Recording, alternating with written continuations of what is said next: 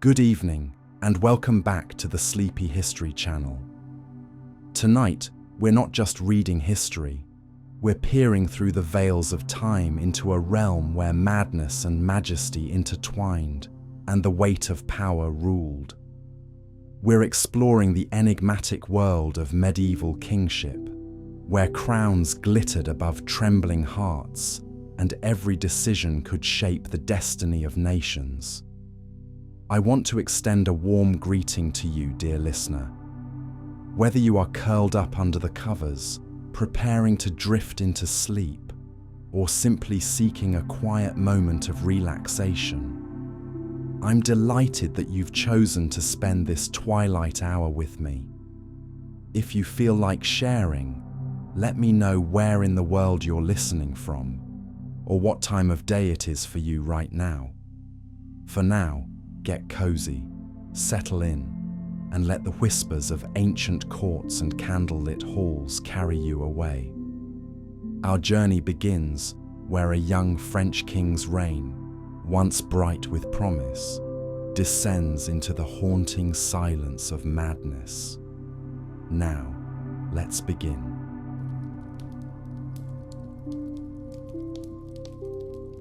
Our first stop is 14th century France, where we'll meet a king whose reign began with such promise, but descended into chaos and turmoil as madness took hold of his mind. Charles VI of France was just 11 years old when he ascended to the throne in 1380. The early years of his reign were filled with hope and affection from his subjects, who dubbed him Charles the Beloved. Young and energetic, he was known for his chivalry, charm, and grand festivities. The future of France seemed bright under his rule. But on a fateful winter night in 1393, the course of Charles's life and kingship would change forever. The king and a group of nobles were gathered for a masquerade ball at the royal palace. The men, including Charles, were dressed as wild men, clad in costumes of linen soaked with resinous wax or pitch, to which flax was attached to give the appearance of savages. As the dancing began, disaster struck. In a reckless moment, the king's brother Louis, Duke of Orléans, brought a torch too close to the dancers. The highly flammable costumes instantly ignited, engulfing the men in the flames. Chaos and screams filled the hall. The Duchess of Berry hurled her robe over the king, saving his life. But 4 of the noblemen were badly burned and died in agony days later. Charles escaped physical injury, but the Bal des Ardents, or the Ball of the Burning Men as it came to be known, left deep psychological scars. In the months that followed, the king began to show signs of mental distress and instability. It was whispered that he had gone mad from the shock. His behavior grew increasingly erratic and disturbing. At times, he would rush wildly through the corridors of the palace, howling like a wolf and insisting he was made of glass and might shatter at any moment. He would often forget his name and title, not recognizing his wife or children. Once, he became so convinced he was St. George that he had the royal arms changed accordingly. For months on end, he refused to bathe, change his clothes, cut his hair or nails. Courtiers described with pity and revulsion how he would go about in tattered vermin-infested robes, his hair matted and filthy. In his lucid moments, Charles was gentle and melancholy, deeply distressed by his own condition. But these periods of clarity grew rarer as his illness progressed. As Charles descended further into madness, France began to crumble around him. Seeing the king incapacitated, rival factions seized the opportunity to advance their own agendas, maneuvering to control the crown. The king's periods of insanity created a power vacuum and a crisis of leadership that destabilized the entire kingdom. The decades of Charles' reign were marked by increasing turmoil both at home and abroad. Ambitious nobles and relatives of the king vied for power and influence, their infighting fracturing the country. Meanwhile, England seized on France's weakness to press its claims to the French throne, reigniting the 100 Years' War. Through it all, Charles drifted in and out of lucidity, a king in name, but not in faculty. When sensible, he tried to fulfill his royal duties and bring stability to his fractured kingdom. But these moments grew briefer and rarer. More often, he spent his days in a pitiful state, unable to rule, unable to comprehend his own condition. There are poignant stories of the mad king's gentler moments. Once, during a brief respite from his illness, Charles encountered one of his old friends, a knight he hadn't seen in years. Surprised to see him at court, Charles asked why he had come. With tears in his eyes, the old knight replied, "To see you, my king, for it has been long since I last did." Charles embraced him with affection and wept, saying, "Good sir, you are indeed one of my loyal knights and friends. Stay with me, for you are most welcome." For just a moment, the king had surfaced from the depths of his madness, lucid and touched by this display of love and loyalty. But such moments were fleeting.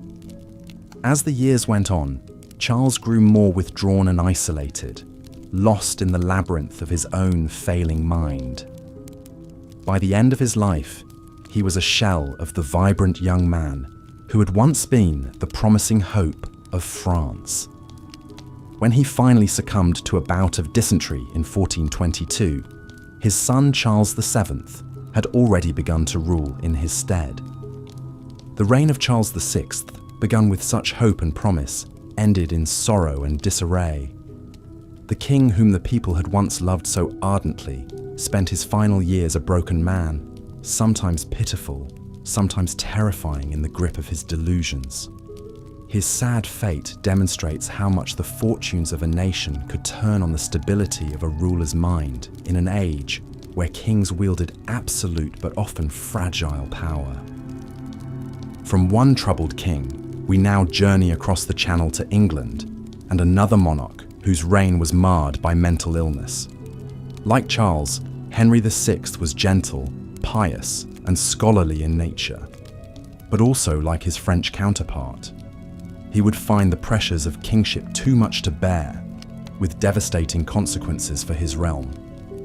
Henry's reign was troubled from the start, for he inherited the throne as an infant just 9 months old, far too young to rule in his own right.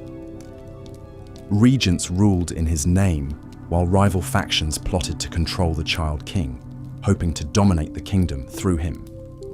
The early years of Henry's reign were marked by a ferocious struggle for power between the king's ambitious relatives and advisors. Even as a youth, Henry was more inclined towards religion and learning than the arts of war and statecraft expected of a king. Deeply devout, he took pleasure in daily attendance at Mass and devoted many hours to prayer and contemplation. He was also a keen scholar with a love of reading and an interest in education. Henry would go on to found 2 of England's most venerable institutions of learning, Eton College and King's College, Cambridge. But while Henry's gentle nature earned him affection, it left him ill-equipped for the power struggles and political machinations that swirled around the throne. As he came of age and assumed his full royal duties, he floundered in his attempts to control the squabbling factions and bring unity to his kingdom.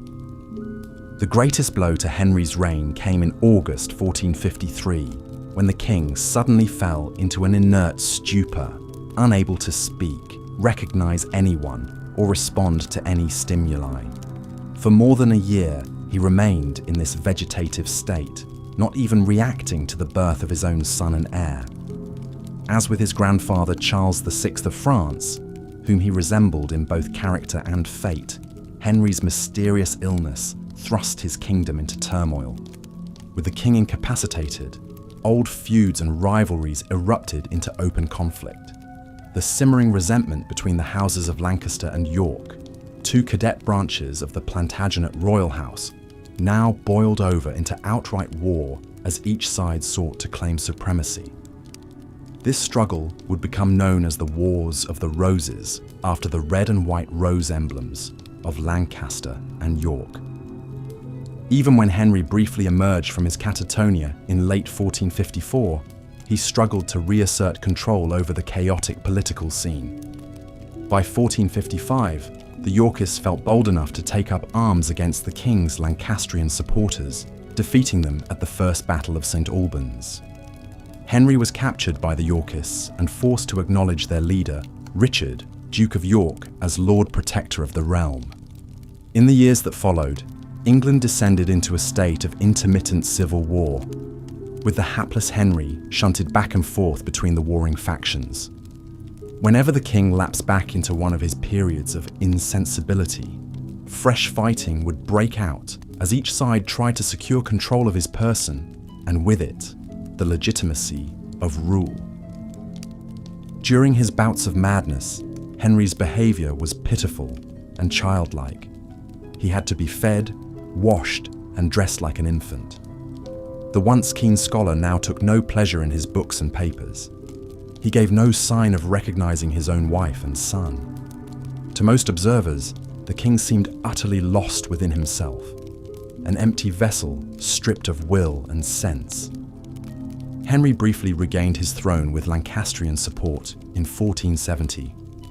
But by this point, he was a king in name only, a feeble puppet controlled by his ambitious queen, Margaret of Anjou, and the ruthless Earl of Warwick. Less than a year later, the Yorkists struck back, capturing Henry and forcing him to abdicate in favour of the Yorkist king, Edward IV. The sad, final chapter of Henry's life unfolded within the confines of the Tower of London, where he was imprisoned by King Edward.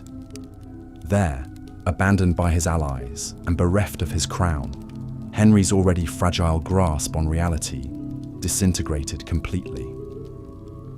When informed of the death of his young son at the Battle of Tewkesbury, he reportedly showed no reaction, lost in the mist of his own shattered mind. Just a few days later, on the night of May 21st, 1471, Henry himself was dead, found lifeless in his chamber under mysterious circumstances. While the official account claimed he died of pure displeasure and melancholy, many contemporary observers suspected foul play, with the finger of blame pointed squarely at the Yorkist king. And so ended the tragic life of Henry VI, a king perhaps too gentle and good for the ruthless times into which he was born. His decades of misrule, punctuated by devastating bouts of mental illness, fractured the royal dynasty and plunged England into one of its darkest chapters. Like Charles the Mad across the Channel, Henry's sad fate demonstrates the immense impact that a monarch's mental state could have on the fortunes of an entire nation. From England, we now travel north to Scandinavia to meet another 16th century ruler whose promising reign was derailed by paranoia and madness. Erik XIV of Sweden had all the makings of a strong monarch. He was well educated, cultured, and charismatic. But like Charles and Henry before him, he would succumb to mental illness with disastrous consequences for his kingdom. Erik ascended to the Swedish throne in 1560 after the death of his formidable father, Gustav I. He inherited a strong, centralized state and initially proved himself a capable ruler. He was a patron of the arts and sciences, an accomplished scholar, poet, and composer. But even amid the festivities of his splendid coronation, there were hints of the erratic behavior and delusions that would later consume him. As his reign progressed, Erik grew increasingly suspicious and paranoid, seeing threats and conspiracies all around him. He became convinced that his own nobles and the aristocracy of neighboring Denmark and Poland were plotting to overthrow him and steal his crown. These fears were fanned by his chief advisor, Göran Persson, who exploited the king's fragile mental state to eliminate his own political enemies. Erik's personal life was equally tumultuous. Early in his reign, he fell passionately in love with Karin Monsdotter, a beautiful commoner who had been a maid in the royal household. Against all convention and the admonitions of his advisors, Erik secretly married Karin in 1567 and had her crowned as queen. While the marriage caused a scandal, Karin would prove a stabilizing influence, remaining loyal to Erik even during his darkest days. The defining moment of Eric's reign came in 1567 with the infamous Stura murders. Convinced that the Stura noble family and their allies were plotting against him, Eric had several members of the family imprisoned and brought to trial on trumped-up charges. In a fit of rage and paranoia, the king himself stabbed and killed one of the nobles, Niels Stura, during an interrogation. 2 other Stura lords and several of their associates were subsequently executed on Eric's orders. The Stura murders shocked the nation and turned sentiment against the increasingly unstable king. Eric's behavior grew more erratic and delusional. He became obsessed with astrology and the occult, convinced he could read the future in the stars. He would have bouts of wild, manic energy, alternating with periods of deep melancholy. At times he fancied himself a god, demanding his courtiers worship him. As opposition to Eric's rule mounted, his own brothers John and Charles seized the opportunity to move against him. In 1568, they successfully deposed Eric, forcing him to abdicate in favor of John III. The coup was supported by most of the Swedish nobility, alienated by the king's tyranny and madness. Eric's final years were marked by tragedy and increasing mental deterioration. Imprisoned in a succession of castles by his brother, the deposed king descended deeper into insanity. He became convinced he was not Eric XIV at all, but a different man altogether. His devoted wife Karin remained with him in captivity, the only person who could soothe him in his agitated states. In 1577, after almost a decade in confinement, the 43-year-old Eric died, likely poisoned on the orders of his brother. He was buried hastily and without ceremony. For John III, the mad brother represented an uncomfortable reminder of the fragility of royal power and the ever-present danger of succession crises.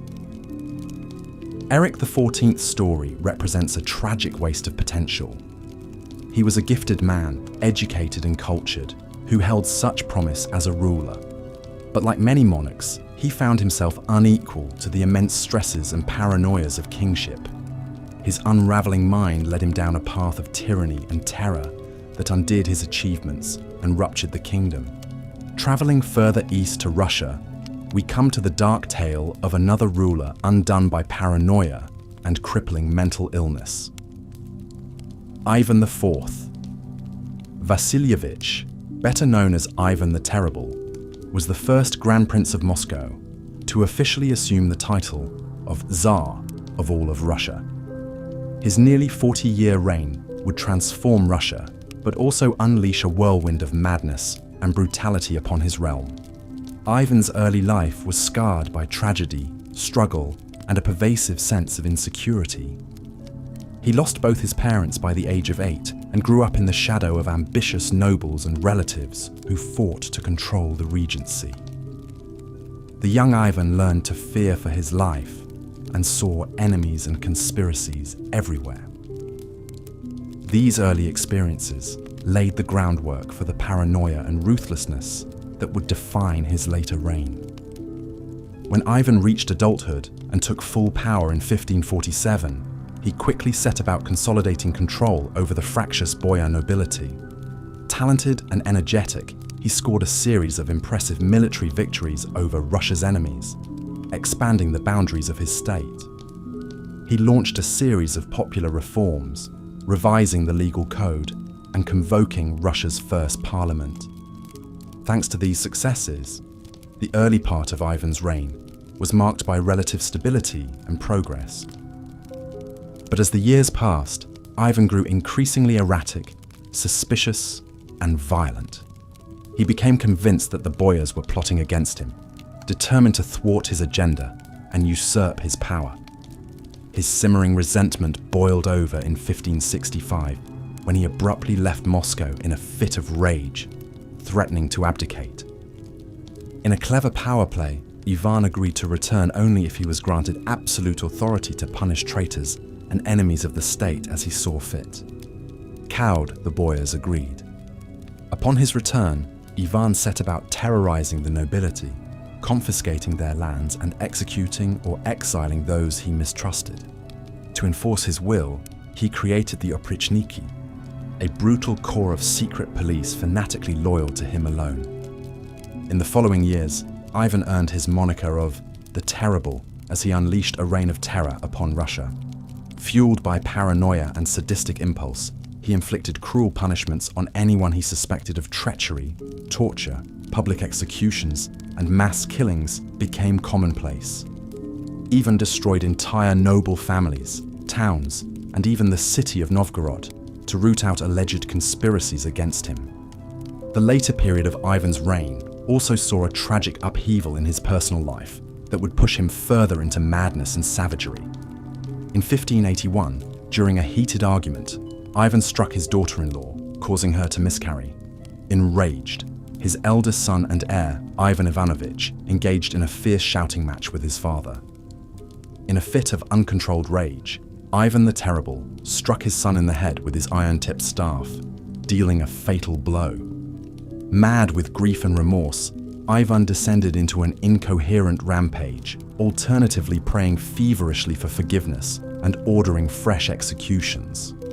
The loss of his son and heir represented not just a personal tragedy, but a dynastic disaster for Russia. Ivan's remaining sons were unfit to rule, the middle son an invalid from birth, the youngest a depraved man. As we delve further into the stories of medieval monarchs whose reigns were plagued by madness, we turn our gaze eastward to the vast expanse of Russia. Here, we find a king whose legacy is as complex as it is brutal, Ivan IV Vasilievich, better known by his infamous moniker, Ivan the Terrible. Born in 1530, Ivan's early life was marked by tragedy and turmoil. He was just 3 years old when his father, Vasily III, died from an abscess and inflammation on his leg. His mother, Elena Glinskaya, acted as his regent, but she too passed away when Ivan was only 8, likely a victim of poison. These untimely deaths left young Ivan an orphan, and the court erupted into a maelstrom of power struggles between rival boyar families, each vying for control over the young ruler. Imagine for a moment the fear and isolation young Ivan must have felt, alone in a court seething with hidden agendas and shadowy machinations. As a child, he was often neglected, left to wander the palace halls with only his younger brother for companionship.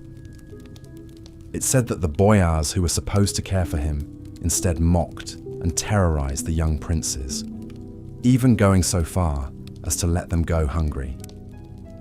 These early experiences undoubtedly shaped Ivan, planting the seeds of mistrust and paranoia that would bloom darkly in his later years.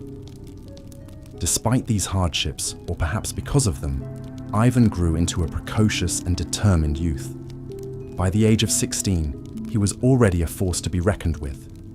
In a dramatic display of his budding authority, he ordered the arrest of Andrei 𝐕𝐶𝐻, the head of the boyars.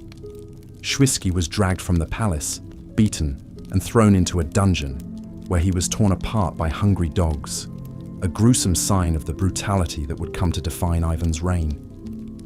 But Ivan's early years weren't all darkness and brutality. In 1547, at the tender age of 16, he was crowned Tsar of all the Russias, the first to bear this grand title. His coronation was a magnificent affair, a dazzling display of pomp and ceremony that firmly established his authority. That same year, he married his first wife, Anastasia Romanovna, a woman he seems to have truly loved. For a time, it seemed as though Ivan's reign might be a bright one, filled with promise and potential. And indeed, Ivan's early rule saw many successes. He implemented a number of popular reforms, revising the law code, limiting the power of the boyars, and even establishing a system of local self-government. He also convened the first Zemsky Sobor, or Assembly of the Land, which brought together representatives from across Russia to discuss matters of state. These early reforms earned Ivan widespread support and admiration from his subjects. But perhaps Ivan's greatest achievements in these early years were on the battlefield. He led his armies to victory against the Khanate of Kazan and Astrakhan, annexing vast swaths of territory along the Volga River and expanding Russia's borders to the Caspian Sea. These victories were celebrated throughout the land, and Ivan was hailed as a hero, a conquering Tsar who had brought glory to Russia. But even as Ivan basked in the glow of these triumphs, darker currents were swirling beneath the surface. In 1553, Ivan fell seriously ill, and the court once again descended into chaos as various factions jockeyed for position, anticipating the Tsar's death. Ivan recovered, but his brush with mortality seems to have deeply affected him. He became increasingly suspicious of those around him, seeing threats and conspiracies at every turn. These fears were only compounded by the sudden death of his beloved wife Anastasia in 1560.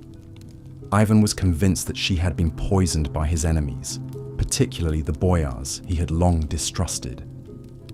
In his grief and paranoia, Ivan's rule took a dark and violent turn. He lashed out at those he perceived as threats, real or imagined. Boyars were arrested, tortured, and executed on the slightest pretense. Ivan's wrath even extended to entire cities. In 1570, he sacked the city of Novgorod, convinced that its inhabitants were plotting against him. Thousands were massacred in a brutal display of the Tsar's unrestrained fury. Perhaps the most chilling embodiment of Ivan's descent into tyranny was the creation of the 𝐒𝐥𝐞𝐞𝐞, his infamous secret police force. Clad all in black and riding black horses, the 𝐒𝐥𝐞𝐞𝐞 became a terrifying symbol of the Tsar's unbridled power. They answered only to Ivan, carrying out his every command with ruthless efficiency and unwavering loyalty. Under the iron fist of the 𝐒𝐥𝐞𝐞𝐞, Russia descended into a reign of terror. Boyars were hunted down and murdered, their estates confiscated and handed over to Ivan's cronies. Even the church wasn't safe. Ivan had the Metropolitan of Moscow, Philip II, arrested and eventually killed for daring to criticize the 𝐒𝐥𝐞𝐞𝐞's excesses. As Ivan's paranoia and cruelty spiraled out of control, Russia itself began to unravel. The economy, already strained by Ivan's costly wars, was further burdened by the 𝐒𝐥𝐞𝐞𝐞's predations. Fields went untended as peasants fled the countryside to escape the secret police's brutality. Famine and disease followed, stalking the land like grim specters. But perhaps the darkest moment of Ivan's reign was a deeply personal tragedy. In 1581, during a heated argument, Ivan struck his son and heir, also named Ivan, with a pointed staff, inflicting a mortal wound to the young man's head. Ivan Ivanovich died a few days later, leaving the Tsar racked with grief and guilt. It's a poignant and haunting scene to imagine. The mighty Tsar, his hands stained with the blood of his own son, weeping over the lifeless body of his heir. In that moment, one can almost see the weight of all Ivan's cruelties and paranoia coming crashing down upon him, the realization of the monster he had become. The death of his son seemed to break something in Ivan. In his final years, he retreated increasingly into himself, spending long hours in prayer and contemplation. But even as his physical health declined, his mental state remained as sharp and paranoid as ever. He continued to lash out at those around him, seeing betrayal in every shadow. Ivan the Terrible died in 1584, while engaged in a game of chess. According to legend, he had just moved his king to the square where it would be checkmated, as if acknowledging the inevitability of his own demise. It was a fitting end for a man whose life had been defined by a ruthless struggle for power. Ivan's legacy is a complex and bloody one. He was a man of contradictions, capable of great cruelty and great piety, of brutal violence and deep remorse. He expanded Russia's borders and centralized its government, but at a terrible cost in human suffering. He was feared by his enemies, and revered by his subjects, a towering figure who cast a long and dark shadow over Russian history. As we reflect on Ivan's story, it's hard not to be struck by the tragedy of it all. Here was a man who had every advantage: power, wealth, intelligence, but who was ultimately undone by his own paranoia and cruelty. His life is a cautionary tale about the corrupting influence of unchecked power and the terrible toll that fear and suspicion can take on the human soul. But perhaps there is a lesson to be found in Ivan's story as well. For all his flaws and failings, Ivan was a man who grappled with the weight of his own conscience. In his final years, he seems to have recognized the enormity of his sins and sought some measure of redemption through prayer and repentance. It is a reminder that even the most terrible of us may still have some spark of humanity buried deep within. And it is a call to remember that power, for all its seductions, is ultimately a heavy burden to bear, one that can crush the soul if not tempered with wisdom, compassion, and humility. So let us remember Ivan the Terrible not just as a tyrant or a madman, but as a deeply flawed and complex human being. One whose story still has much to teach us about the perils and responsibilities of power. And as we lay our heads down to rest, let us dream not of the horrors of Ivan's reign, but of a world in which the lessons of his life have been learned, and in which the better angels of our nature may yet triumph over the darkness within. As we've seen, the medieval world was no stranger to kings whose reigns were marred by mental illness, cruelty, and misrule. From France to England, Sweden to Russia, these troubled monarchs left a lasting impact on their kingdoms and on history. But mental illness was not the only challenge that medieval kings faced. The very nature of ruling in the Middle Ages was fraught with difficulties that could test even the most stable and capable of monarchs. The complex web of feudal obligations, the constant threat of war and invasion, the intrigues and power struggles of court life, all of these pressures weighed heavily on kings. Perhaps no king exemplifies these challenges quite like Henry VI of England. Born into the Lancastrian dynasty at the height of the 100 Years' War with France, Henry inherited the throne as an infant king when his father, the great warrior king Henry V, died suddenly of dysentery in 1422. Too young to rule on his own, Henry's early reign was marked by a series of regencies as powerful nobles vied for control over the young king and the kingdom. His uncle, John, Duke of Bedford, skillfully managed the ongoing war in France, while another uncle, Humphrey, Duke of Gloucester, jockeyed for power at home as Lord Protector. As he grew into manhood, Henry emerged as a gentle, pious ruler, more interested in matters of faith and learning than the art of war. He was a generous patron to the church and founded two of England's most prestigious schools, Eton College and King's College, Cambridge. Contemporaries described him as a tall, handsome man, but one who was averse to bloodshed and preferred a life of simplicity. But being king required more than just piety and good intentions. The bankrupt state of the royal treasury, the crumbling English position in France, and escalating tensions between powerful noble factions like the houses of York and Somerset all demanded strong leadership that the amiable but ineffectual Henry struggled to provide. These stresses took a toll on Henry's fragile mental state. Always prone to bouts of melancholy, in the summer of 1453, he suffered a complete mental breakdown, precipitated, some say, by the sudden shock of losing the bulk of his father's French conquests. The once lively king fell into a deep catatonic state, completely unresponsive to the world around him. The king's sleeping sickness, as it was known, left the kingdom in limbo. Courtiers tried everything to rouse Henry, but he would not react, could not speak, and seemed not to recognize anyone, even his own wife and infant son. He had to be spoon-fed, and it's said that he didn't even react when presented with a royal pardon to sign that could have saved the life of an imprisoned nobleman. For over a year, as the king lay insensate, a dangerous power vacuum grew. It was against this backdrop of an absent king and a kingdom on the brink that one of the most pivotal events in English history took place, the opening salvos of the Wars of the Roses. With Henry incapacitated, the ambitious Richard, Duke of York, made his move, persuading Parliament to name him as protector and heir apparent, disinheriting Henry's son, Prince Edward. But York would face stiff opposition from Henry's fiercely intelligent and iron-willed wife, Queen Margaret of Anjou. Determined to protect her son's birthright, Margaret rallied the Lancastrian forces, turning a dynastic rivalry into all-out civil war.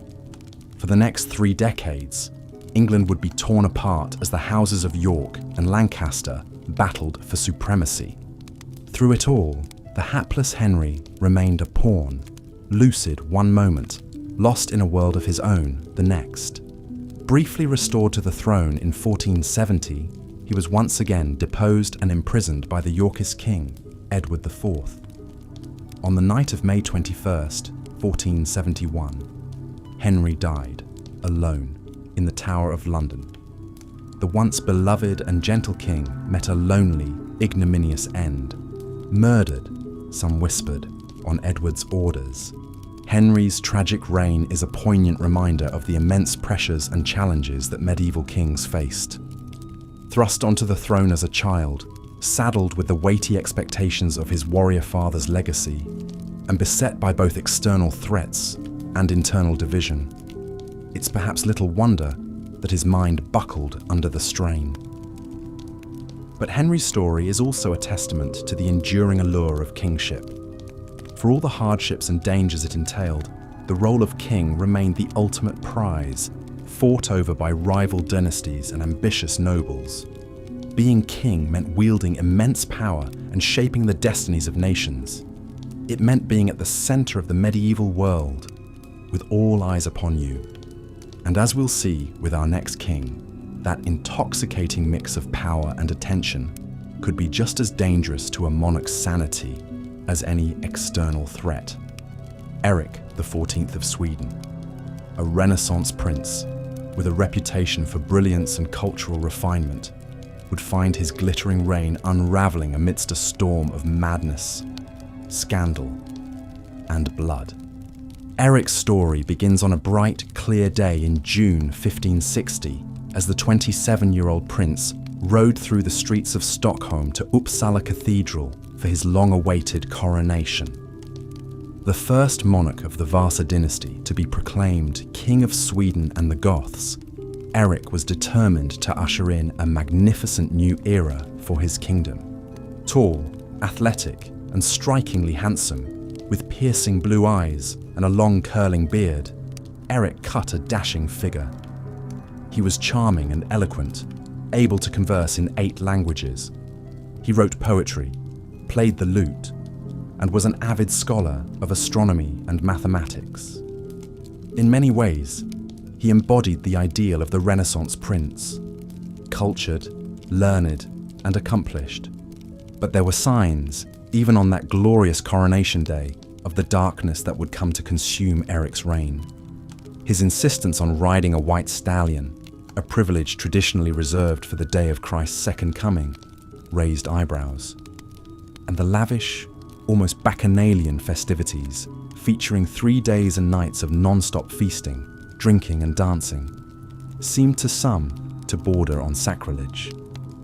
As he settled into his role as king, Erik's behavior grew increasingly erratic.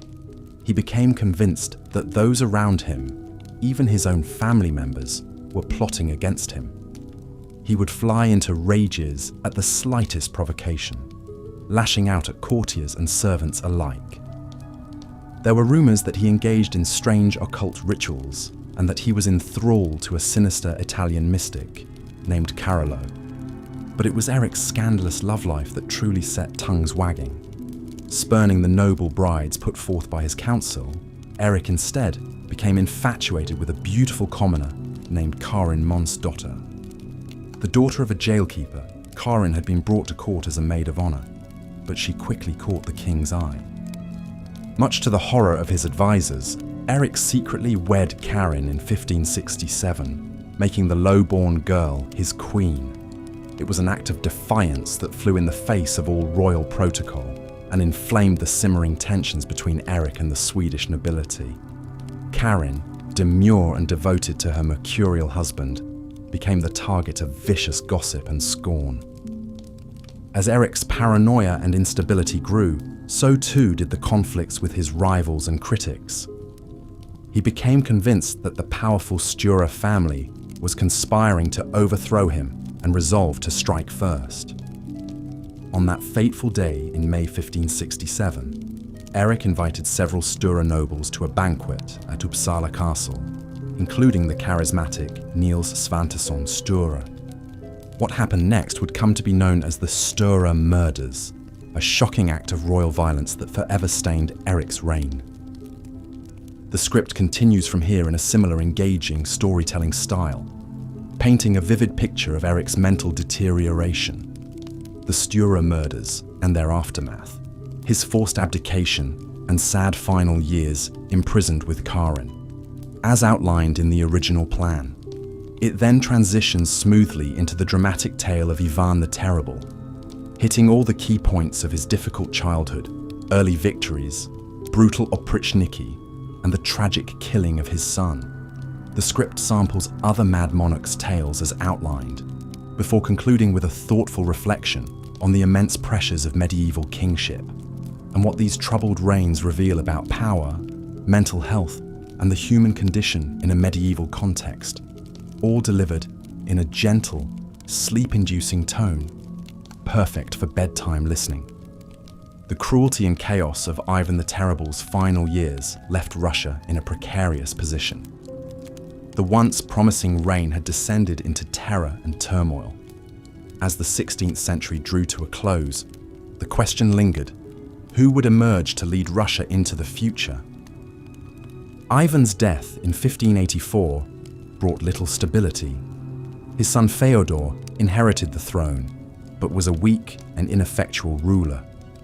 Real power lay in the hands of advisors like Boris Godunov, whose political maneuvering would soon win him the crown.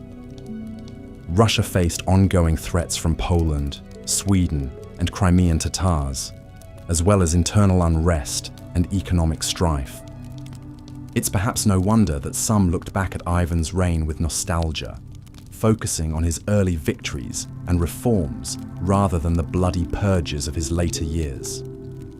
He cast a long shadow, one that future Russian rulers would alternately shun and embrace as they grappled with the challenges of governing the vast nation.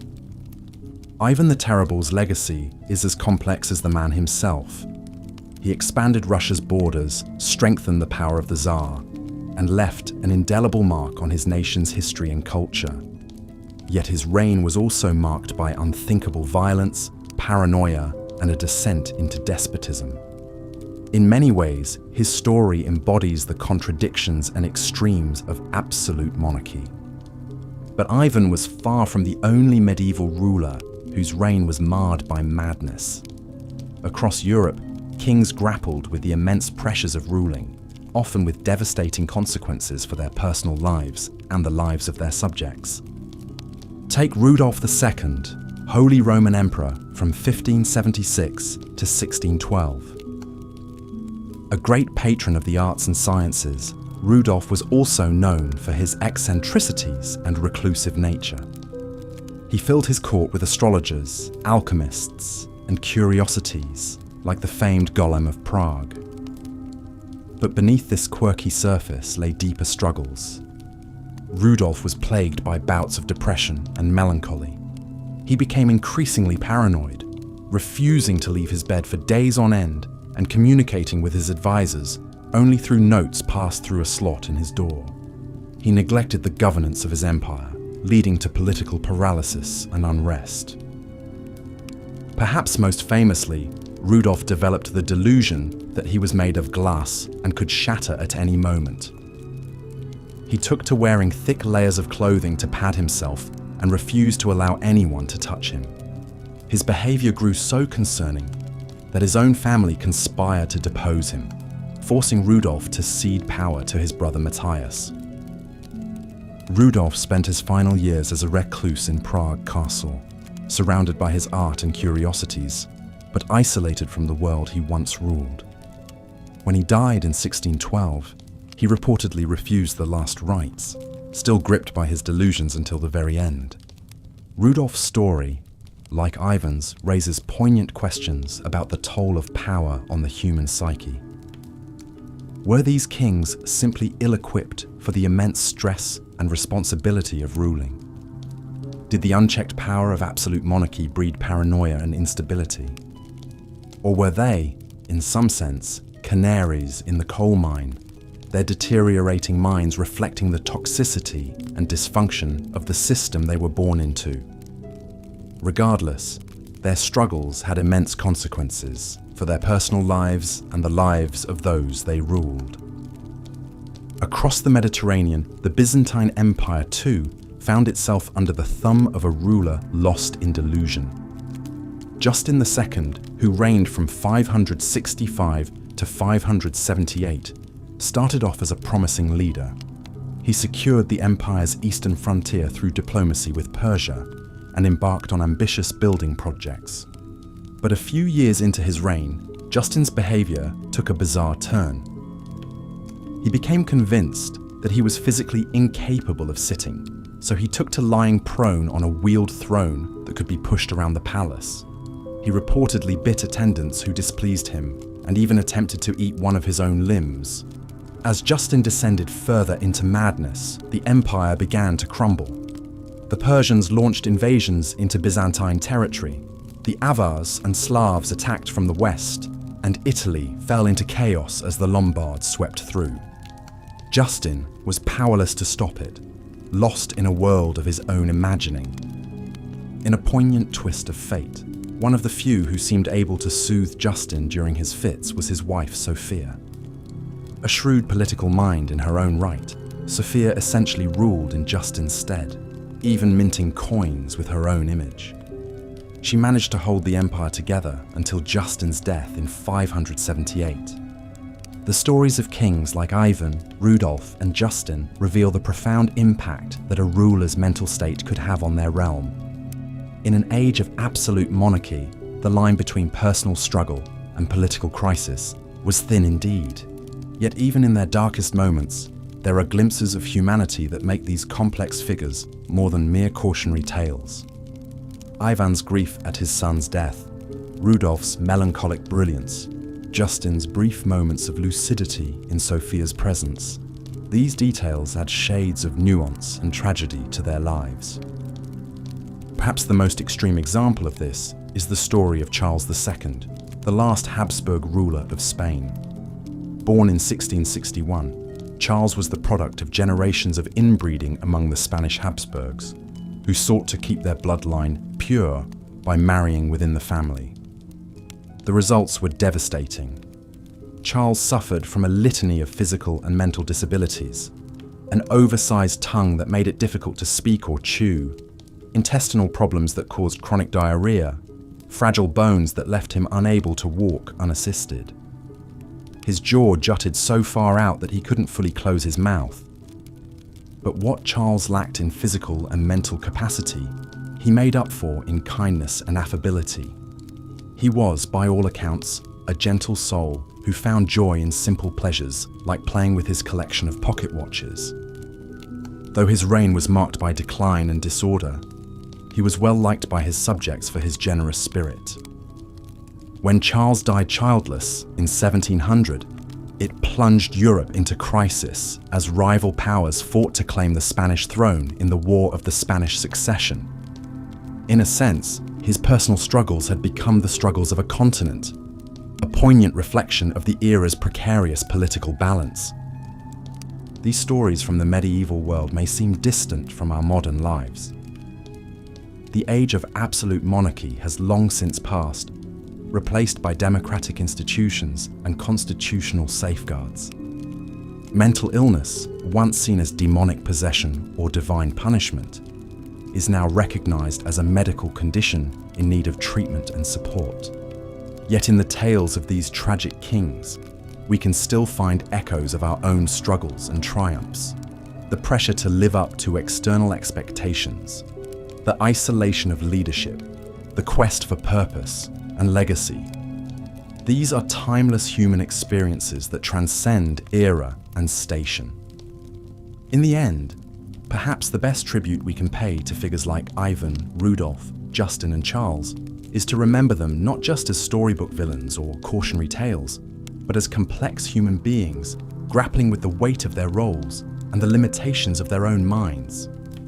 Their struggles, however extreme, reflect the fundamental fragility and resilience of the human condition.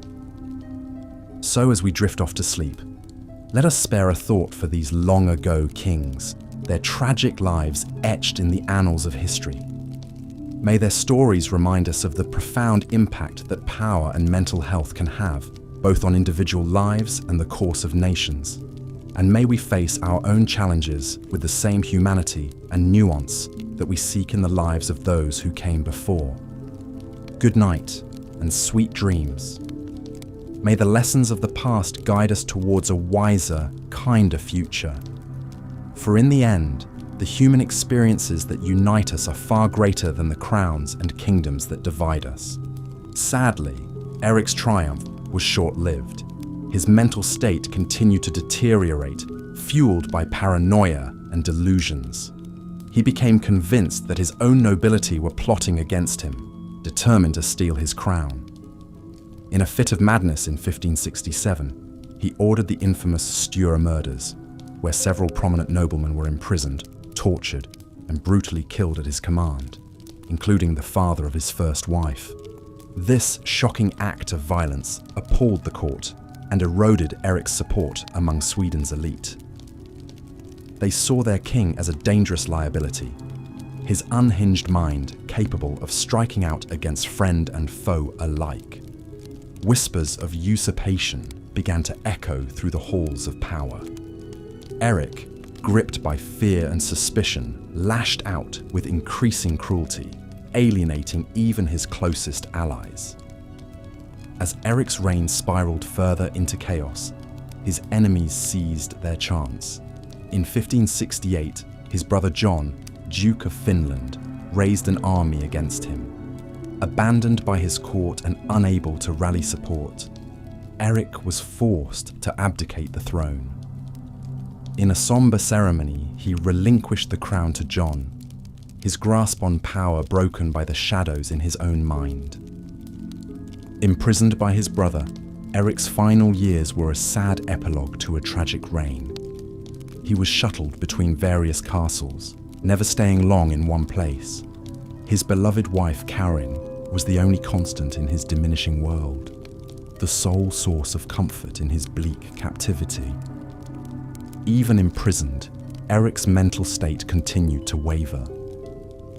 There were periods of clarity, glimmers of the sharp mind that had once dreamed of a glorious future for Sweden.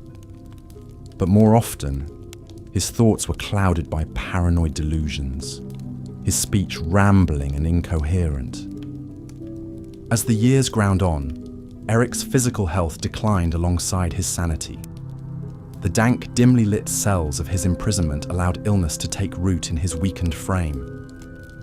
His once vibrant eyes grew dull, staring for hours at the dancing shadows on the wall. His world had shrunk to a single flickering flame, the fire in his mind reduced to fading embers.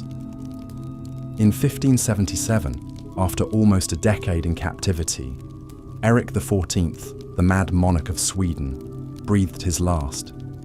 Karin, his faithful wife, was by his side until the end, holding his hand as he slipped away. The king, who had dreamed of glory and power, died a broken man, his grand ambitions smashed upon the rocks of his own shattered psyche. The tragedy of Eric XIV's reign echoes through the pages of history, a cautionary tale of the fragility of the human mind. His story reminds us that even the mightiest can fall, their strength devoured by inner demons. In the end, Eric's legacy was one of squandered potential, a shooting star extinguished too soon by the darkness within. As we continue our journey through the tales of mad kings and ill-fated reigns, we turn our gaze east to the vast, brutal expanse of Russia. Here we find another monarch whose reign was defined by cruelty and paranoia, a ruler who took the name Ivan the Terrible and more than earned his grim moniker. Ivan IV Vasilievich was born in 1530 to the royal Rurik dynasty, a line that had ruled Russia for centuries. His early life was marred by tragedy and tumult. Ivan's father died when he was just 3 years old, leaving him in the care of his mother, Elena Glinskaya. But Elena's rule as regent was cut brutally short when she was poisoned in 1538, leaving the young Ivan an orphan at the tender age of 8. Robbed of his parents, Ivan's childhood became a battleground for power. The boyars, Russia's elite nobles, vied for control over the young prince, jostling to fill the void left by his mother's death. In this snake pit of ambitious schemers, the child Ivan was neglected, ignored, and at times even mistreated by those meant to protect him. The seeds of bitterness and mistrust were planted early, watered by loneliness and fear. But even in his darkest moments, there were flashes of the fierce intelligence that would define Ivan's later reign. He found solace in the Orthodox faith, immersing himself in prayer and religious texts. He also discovered a talent for politics, observing the machinations of the boyars with a keen and calculating eye. As Ivan grew into a young man, he began to assert his authority, chafing against the control of his would-be puppet masters. In 1547, at the age of 16, Ivan was crowned as Tsar, the supreme ruler of all Russia. His coronation marked a turning point, the moment when the neglected child became a king in truth as well as name. The early years of Ivan's reign were marked by a flurry of reform and conquest. He revised Russia's legal code, curtailing the powers of the boyars and centralizing authority in the hands of the Tsar. He also expanded Russia's borders, waging successful wars against the neighboring Kazan and Astrakhan Khanates. These victories earned Ivan widespread acclaim and popularity among his subjects. The young Tsar was seen as a decisive, forceful leader, willing to take bold action to strengthen Russia. But even as Ivan basked in the glow of success, darker currents were stirring beneath the surface. The traumas of Ivan's childhood had left deep scars on his psyche. He was prone to bouts of paranoia and suspicion, seeing enemies lurking in every shadow. His temper was legendary, flaring into violent rages at the slightest provocation. As his power grew, so too did his cruelty, fueled by a simmering resentment of the boyars who had tormented him in his youth. In 1565, Ivan's simmering paranoia boiled over into full-blown tyranny. He divided Russia into two realms: the Zemshchina, ruled by the boyars, and the Oprichnina, under Ivan's direct control. The Oprichnina was a state within a state, a realm of terror and brutality enforced by Ivan's feared Oprichniki, his loyal band of secret police. Clad in black, riding black horses, the Oprichniki became a symbol of Ivan's reign of terror. They roamed the land, arresting and executing anyone suspected of disloyalty to the Tsar. Nobles, merchants, even priests fell victim to their brutality, tortured and killed on Ivan's orders. The Tsar himself was not immune to the madness he had unleashed. In a fit of rage in 1581, Ivan beat his pregnant daughter-in-law, causing her to miscarry. When his son and heir, Ivan Ivanovich, confronted him about this cruelty, the Tsar lashed out, striking his son with his scepter. The blow proved fatal, and Ivan Ivanovich died a few days later, leaving Russia without an heir. The tragedy broke something in Ivan, his last tenuous grip on sanity shattered by the weight of his own guilt and grief. In his final years, the Tsar's madness only intensified, his cruelty reaching new extremes. He ordered the massacre of entire cities, their inhabitants slaughtered by the thousands. He had boyars boiled alive or frozen to death, delighting in their suffering. By the time of his death in 1584, Russia was a land living in the shadow of fear, haunted by the spectre of its mad monarch. Ivan the Terrible's reign left a lasting mark on Russian history, a legacy of brutality and paranoia that echoed through the centuries. But it also serves as a stark reminder of the horrors that can spring from a mind consumed by darkness, a cautionary tale of the dangers of unchecked power in the hands of the unstable. As we near the end of our journey through the annals of mad kings and ill-starred reigns, it's worth pausing to consider the threads that bind these stories together. From England to Sweden to Russia, across centuries and cultures, we see the same pattern play out again and again, the corrosive effects of power on the human psyche. For these monarchs, the weight of the crown proved too heavy to bear. The isolation and stress of rule warping their minds and twisting their souls.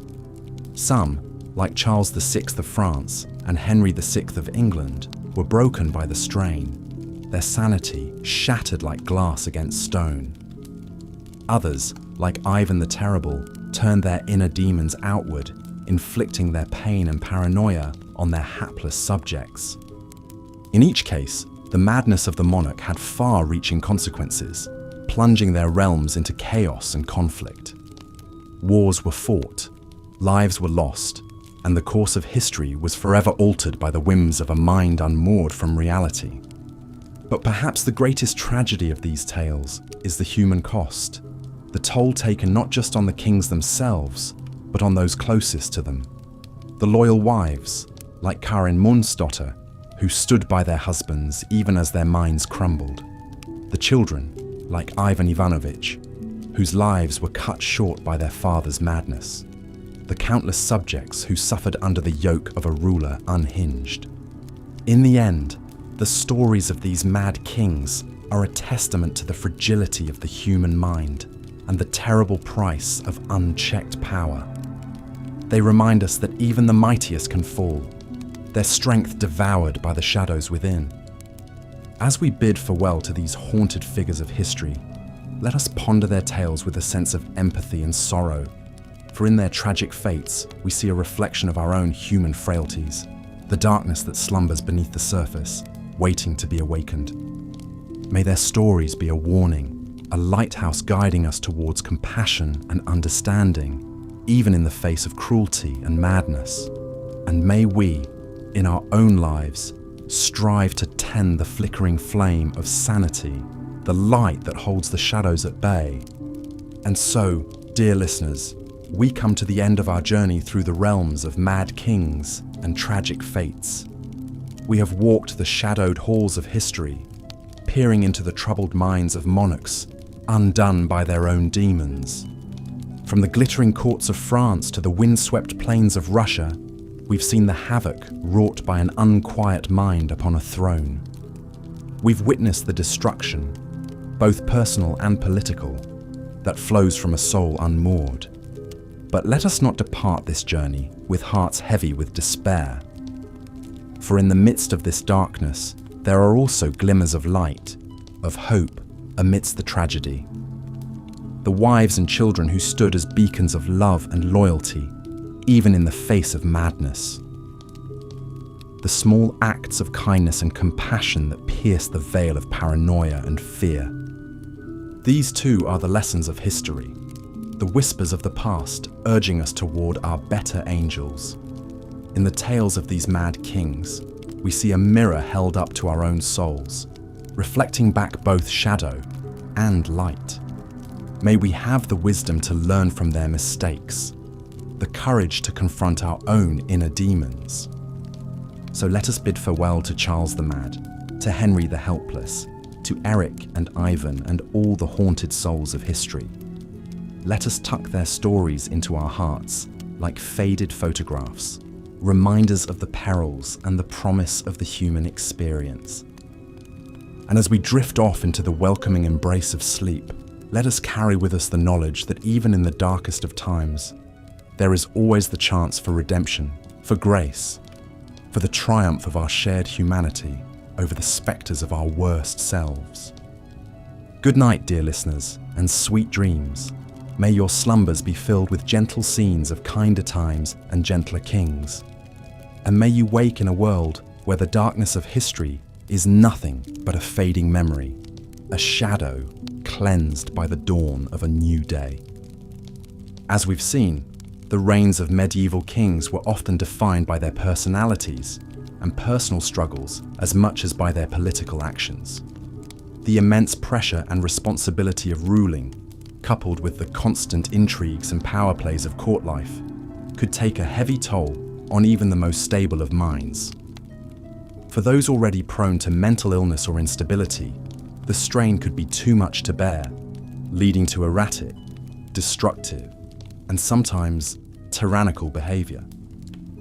Ivan the Terrible's story is a prime example of how a king's inner demons could have far-reaching consequences for his realm. Born into a time of upheaval and violence, Ivan's early experiences shaped him into a ruler both feared and revered. As a young man, he was known for his intelligence, curiosity, and military prowess, expanding Russia's territories and implementing popular reforms. But as time went on, his paranoia and cruelty grew, fueled by his obsession with power and his fear of betrayal. The formation of the 𝐒𝐥𝐞𝐞𝐞𝐲, Ivan's notorious secret police, marked a dark turning point in his reign. These black-clad agents were given free rein to terrorize the populace, confiscating property, torturing and executing those suspected of disloyalty. They became a symbol of Ivan's increasingly erratic and brutal rule, sowing chaos and fear throughout the land. Perhaps the most tragic episode in Ivan's life was the death of his son and heir, Ivan Ivanovich. In a fit of rage during an argument, Ivan struck his pregnant daughter-in-law, causing her to miscarry. When his son confronted him about this, Ivan lashed out again, dealing a fatal blow to the young man's head with his scepter. This horrific act left Ivan reeling with guilt and grief, and cast a dark shadow over his final years. As Ivan's health declined and his madness increased, Russia descended into a state of turmoil and unrest. Attacks from outside powers intensified as the country's defenses weakened, while internal strife and dissent reached a fever pitch. In his paranoia, Ivan suspected everyone of plotting against him, lashing out with increasing brutality and repression. In the end, Ivan died as he had lived, surrounded by chaos and conflict. According to legend, he was in the midst of a chess game when he fell ill, collapsing on the floor in agony. Some say it was poison that finally did him in, slipped into his drink by one of his many enemies. Others believe it was simply the toll of his tumultuous life catching up with him at last. Ivan's legacy is a complicated one, stained with blood and terror, yet also marked by moments of greatness and progress. He remains a towering figure in Russian history, his name invoking both awe and revulsion. For all his cruelty and madness, there is a tragic element to his story as well. A sense of squandered potential and the high cost of unchecked power. As we reflect on the lives of these troubled kings, it's hard not to feel a sense of pity mixed with horror at their deeds. The weight of the crown could be a heavy burden indeed, one that could warp even the strongest of minds. In a time when absolute power was the norm, and the line between ruler and tyrant was thin, it's perhaps no surprise that so many kings succumb to their worst impulses and darkest fears. Yet even in the midst of such chaos and cruelty, there are glimmers of humanity to be found. The loyal Karin Monsdottir, staying by her husband, Eric XIV's side, even as his sanity crumbled. Ivan the Terrible weeping over his son's lifeless body. The brief moments of clarity and kindness that could surface amidst the madness. These remind us that even the most notorious figures of history were still, at their core, only human. As we come to the end of our journey through the lives of some of medieval history's most infamous kings, we are left with a sense of the complexity and contradictions of their legacies. They were products of their time and circumstances, shaped by the unique pressures and expectations of their roles. Their stories serve as cautionary tales about the corrupting influence of power and the fragility of the human mind, but also as reminders of the enduring fascination we have with the personalities that shape the course of history. In the grand tapestry of human experience, these mad kings are but a few vivid threads, their bright colours dimmed by time, yet still retaining a certain morbid allure. As we drift off to sleep, their stories swirl through our thoughts. Tales of grandeur and squalor, of triumph and tragedy, of the heights of power and the depths of despair. They may have been the worst of kings, but in their flaws and failings, their glories and misdeeds, they were also undeniably, irrevocably human. And that, perhaps, is what makes their stories so endlessly compelling, so difficult to forget, even as we slip into dreams. Good night, dear listener, and may your own dreams be filled not with the terrors of mad kings, but with the simple joys and comforts of a peaceful life well lived.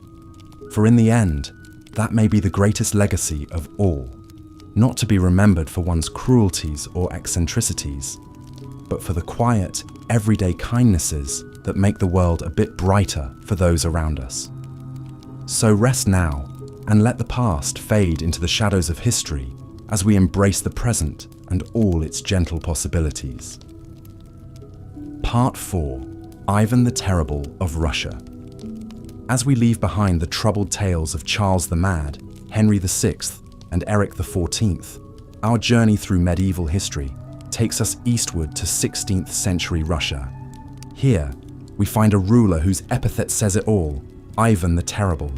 The first Tsar of Russia, Ivan IV Vasilievich, cast a long and brutal shadow over his kingdom. Ivan's story, like so many we've explored, has its roots in a tumultuous childhood. Born in 1530, Ivan was just 3 years old when his father died, leaving him Grand Prince of Moscow under the regency of his mother. But even this small stability was soon shattered. When Ivan was 8, his mother too passed away, likely of poisoning. The young prince was now utterly alone, surrounded by ruthless boyars, Russian nobles, all grasping for power. One can almost picture the quiet, cautious boy, eyes darting warily in the shadowy halls of the Kremlin. The whispers of conspiracies, real and imagined, swirling around him like a bitter wind. These early years forged in Ivan a deep mistrust and simmering resentment that would one day boil over into unthinkable cruelty. But Ivan's early reign gave little sign of the terror to come. Crowned Tsar at the tender age of 16, the young ruler threw himself into the task of governing. With the counsel of his beloved wife Anastasia Romanovna and his trusted advisor Alexei Adashev, Ivan implemented a series of reforms. He revised the law code, convened the first Russian parliament, and granted the gentry more rights. On the battlefield too, Ivan triumphed, conquering the Khanate of Kazan and expanding Russia's borders. For a moment, it seemed Russia had found a true Renaissance man in its Tsar. A patron of the arts and architecture, Ivan commissioned the iconic St. Basil's Cathedral with its swirling colours and onion domes. An author and composer himself, he filled his court with music and literature. But beneath this glittering surface, a darkness was taking root. The death of his beloved Anastasia in 1560 seemed to snap something in Ivan. Convinced she had been poisoned by his enemies, his simmering paranoia boiled over into full-blown madness. He lashed out at those around him, banishing Adashev and turning on the boyars he had long resented. In a chilling prelude of the horror to come, Ivan had one of his most vocal critics, Prince Andrei Kurbsky, tortured and beheaded in the Red Square. It was the beginning of a reign of terror that would earn Ivan his dark moniker. In 1565, Ivan formed the Oprichnina, a state within a state, to to be his personal domain. At its head were the 𝐒𝐿𝐥𝐞𝐞𝐩𝐲, Ivan's fanatically loyal and utterly ruthless secret police. Dressed all in black and riding black horses, they cut a terrifying figure as they roamed the land, descending on towns like a murder of crows. No one was safe from their wrath. Boyars, clergy, even entire cities fell victim to the 𝐒𝐿𝐥𝐞𝐞𝐩𝐲's merciless purges. In the city of Novgorod, once a prosperous center of trade, thousands were tortured and executed on Ivan's orders, their blood turning the Volkhov River crimson. It's said Ivan would watch the massacres with glee, his eyes alight with a terrible frenzy. But even in the midst of this madness, there were moments of startling lucidity and regret. In 1581, in a fit of rage, Ivan beat his pregnant daughter-in-law for wearing immodest clothing, causing her to miscarry.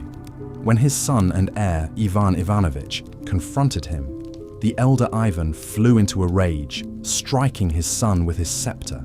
The blow proved fatal. As Ivan cradled his dying son, his sanity seemed to return for a moment.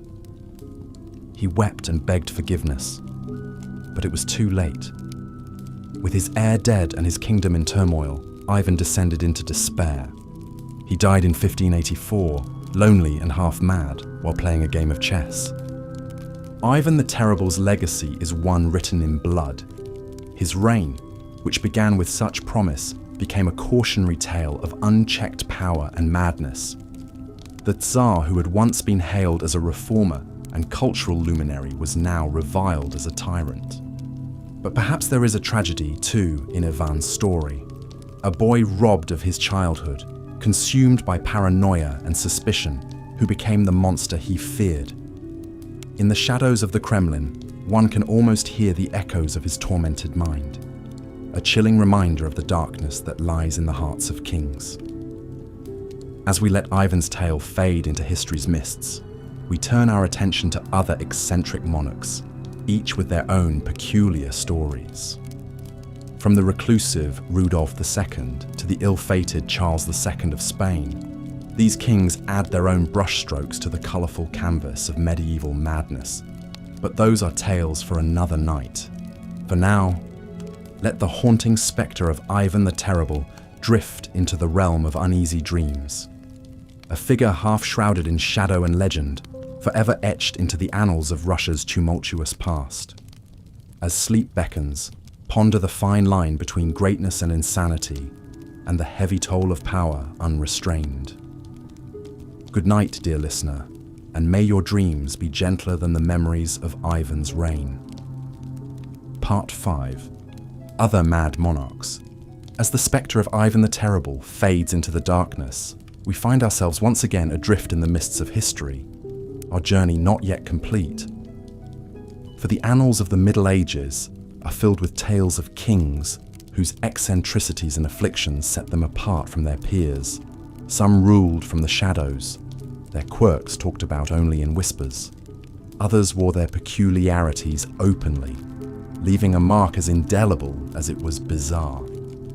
Let us first turn our gaze to the court of Rudolf II, Holy Roman Emperor and King of Bohemia, Hungary and Croatia. Born in 1552, Rudolf was a man of esoteric tastes, more at home among the beakers and tomes of his alchemical laboratories than in the halls of power. He was a great patron of the arts and sciences, filling his court with a menagerie of scholars, artists, and astronomers, including the great Danish astronomer Tycho Brahe. But even as Rudolf cultivated an air of Renaissance enlightenment, a strange malady took root in his mind. The king became convinced that he was made of glass, fragile and brittle. He refused to allow people to touch him, and even took to wearing thick, padded clothing to protect his delicate form. One can almost picture him moving gingerly through his chambers, a phantom king, as insubstantial as the spirits he sought to conjure in his alchemical experiments. Rudolf's obsession with the occult and his growing reclusiveness began to take its toll on his kingdom. He neglected the affairs of state, allowing tensions to simmer and the coffers to run dry. In the end, his own family turned against him. In 1611, Rudolph's brother Matthias deposed him, leaving the once great patron of the arts to live out his final months in isolation, haunted by the spectres of his own mind. Across the continent, in the glittering heart of the Byzantine Empire, we find another ruler undone by madness. Justin II, who reigned from 565 to 578, began his rule with vigor and ambition. But as the years wore on, his behavior grew increasingly erratic. He was prone to fits of manic laughter and sudden bursts of rage. He imagined himself in direct communication with the angel Gabriel and would often be found deep in conversation with the empty air. As Justin's delusions deepened, the business of governing fell to his wife, the Empress Sophia. But even her steady hand could not entirely stem the tide of chaos that Justin's madness unleashed.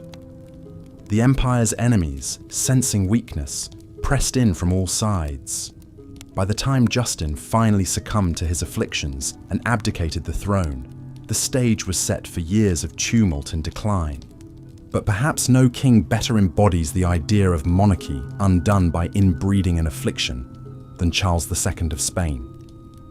Born in 1661, Charles was the product of generations of Habsburg intermarriage, a dynasty more tangled than a thicket of brambles. His tongue was so large he could barely speak. His jaw jutted out so far he struggled to chew his food. And beneath it all lurked a profound mental disability that left him utterly unequipped for the rigors of kingship. Charles's reign was one of unrelenting decline for the once great Spanish Empire. Unable to produce an heir, Charles left his kingdom to be carved up by his rival neighbours upon his death. The last of the Spanish Habsburgs, he was a king more to be pitied than reviled, a sad epitaph for a dynasty that had once been the envy of Europe. And so our journey through the gallery of mad monarchs comes to a close. From the glass delusions of Rudolph II to the inbred agonies of Charles II, these kings remind us of the strange twists that fate can take when power and affliction collide.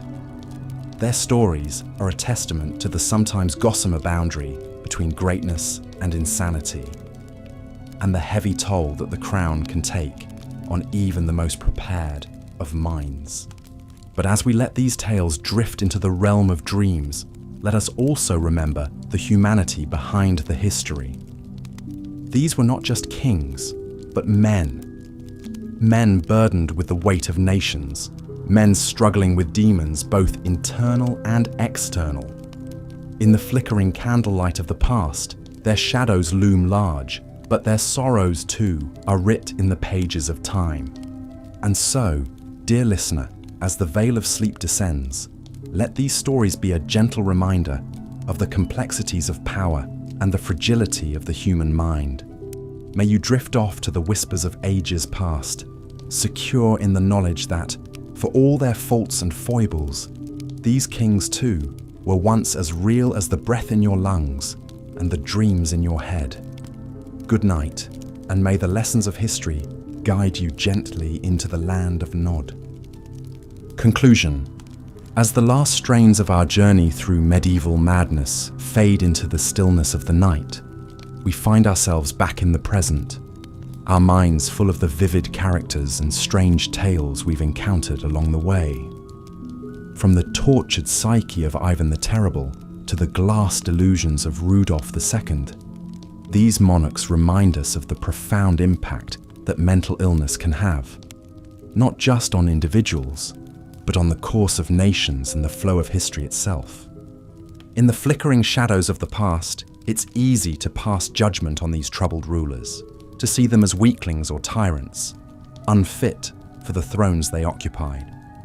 But to do so would be to ignore the very real struggles they faced, both in their own minds and in the treacherous currents of court life.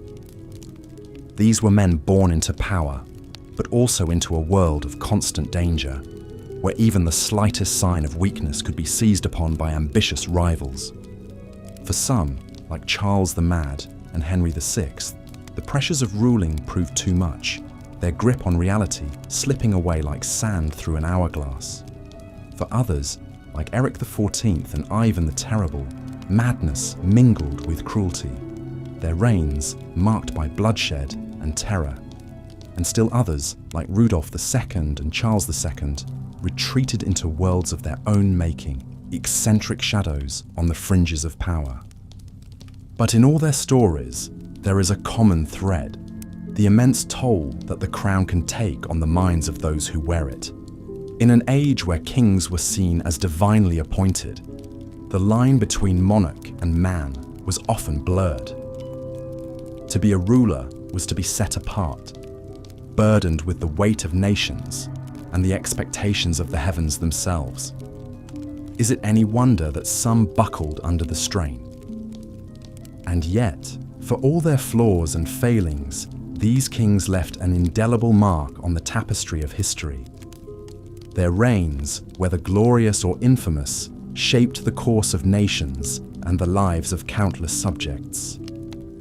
In the grand sweep of time, they are but a few threads among many, but their stories remain, woven into the rich and complex fabric of the Middle Ages. As we let these tales settle into the dim recesses of memory, ready to resurface in the hazy realm of dreams, let us ponder what lessons they might hold for us in our own age of power and ambition. The struggles of these long-dead kings may seem distant, but they speak to eternal truths about the human condition, about the fragility of the mind, and the corrupting influence of unchecked authority. In the end, perhaps the greatest lesson is one of empathy. The recognition that even the most powerful among us are, at their core, only human. That beneath the crowns and the robes, there beat hearts as vulnerable and as prone to suffering as any other. It is a reminder to treat power with caution and to remember that those who wield it are as deserving of understanding and compassion as any other soul on this earth. And so, dear listener, as you drift off into the welcoming embrace of sleep, let the tales of these troubled kings be a gentle reminder of the complexity of the human experience, in all its sorrow and all its strange beauty. May you find in their stories not just cautionary tales, but also glimmers of the shared humanity that binds us all, across the ages and across the divide of dreams and waking life. Good night, and may you wake to a world a little kinder, a little wiser, for the journey we've shared through the haunted pages of history. Here is the next part of the script for the worst kings in medieval history, boring history for sleep. As Ivan entered the final years of his reign, his physical and mental health continued to deteriorate. The once vital and commanding ruler was increasingly plagued by illness, pain, and bouts of instability. The strains of decades of tumultuous rule and personal tragedies had taken their toll. Ivan spent more and more time withdrawn in his personal chambers, brooding and lashing out at those around him. His relationship with his advisors and boyars grew ever more suspicious and tense. The Tsar saw enemies and conspiracies in every corner, his paranoia spiraling out of control. Sadly, even his own family was not spared from his growing madness and cruelty. In 1581, a tragic confrontation occurred that would haunt Ivan for the rest of his days. As the story goes, the Tsar entered the chambers of his pregnant daughter-in-law Helen to find her wearing what he considered immodest clothing. Enraged, Ivan viciously beat the young woman, causing her to miscarry the child. News of this assault reached Ivan's son and heir apparent, also named Ivan Ivanovich. The Tsarevich rushed to confront his father, demanding to know how he could commit such a heinous act. A violent argument broke out between father and son, with tempers soaring and the two men exchanging heated accusations and recriminations. In a fit of uncontrollable rage, Ivan struck his son on the head with his scepter, a heavy pointed staff. To the Tsar's horror, the blow proved fatal. Ivan Ivanovich collapsed, blood pouring from his temple, and died in his father's arms a few days later. The tragedy plunged Ivan into the depths of despair and unleashed an outpouring of grief across Russia. Consumed by guilt and regret, Ivan's health and sanity rapidly declined in the wake of this incident. He reportedly wailed and beat his head against the walls, crying out for forgiveness. The once formidable Tsar became a shadow of his former self, so broken by remorse that he was unable to govern his realm.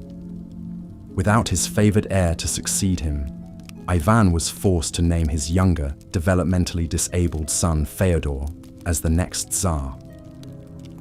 As Ivan lay on his deathbed a few years later, he must have reflected with sorrow on the chaos and uncertainty that would follow him.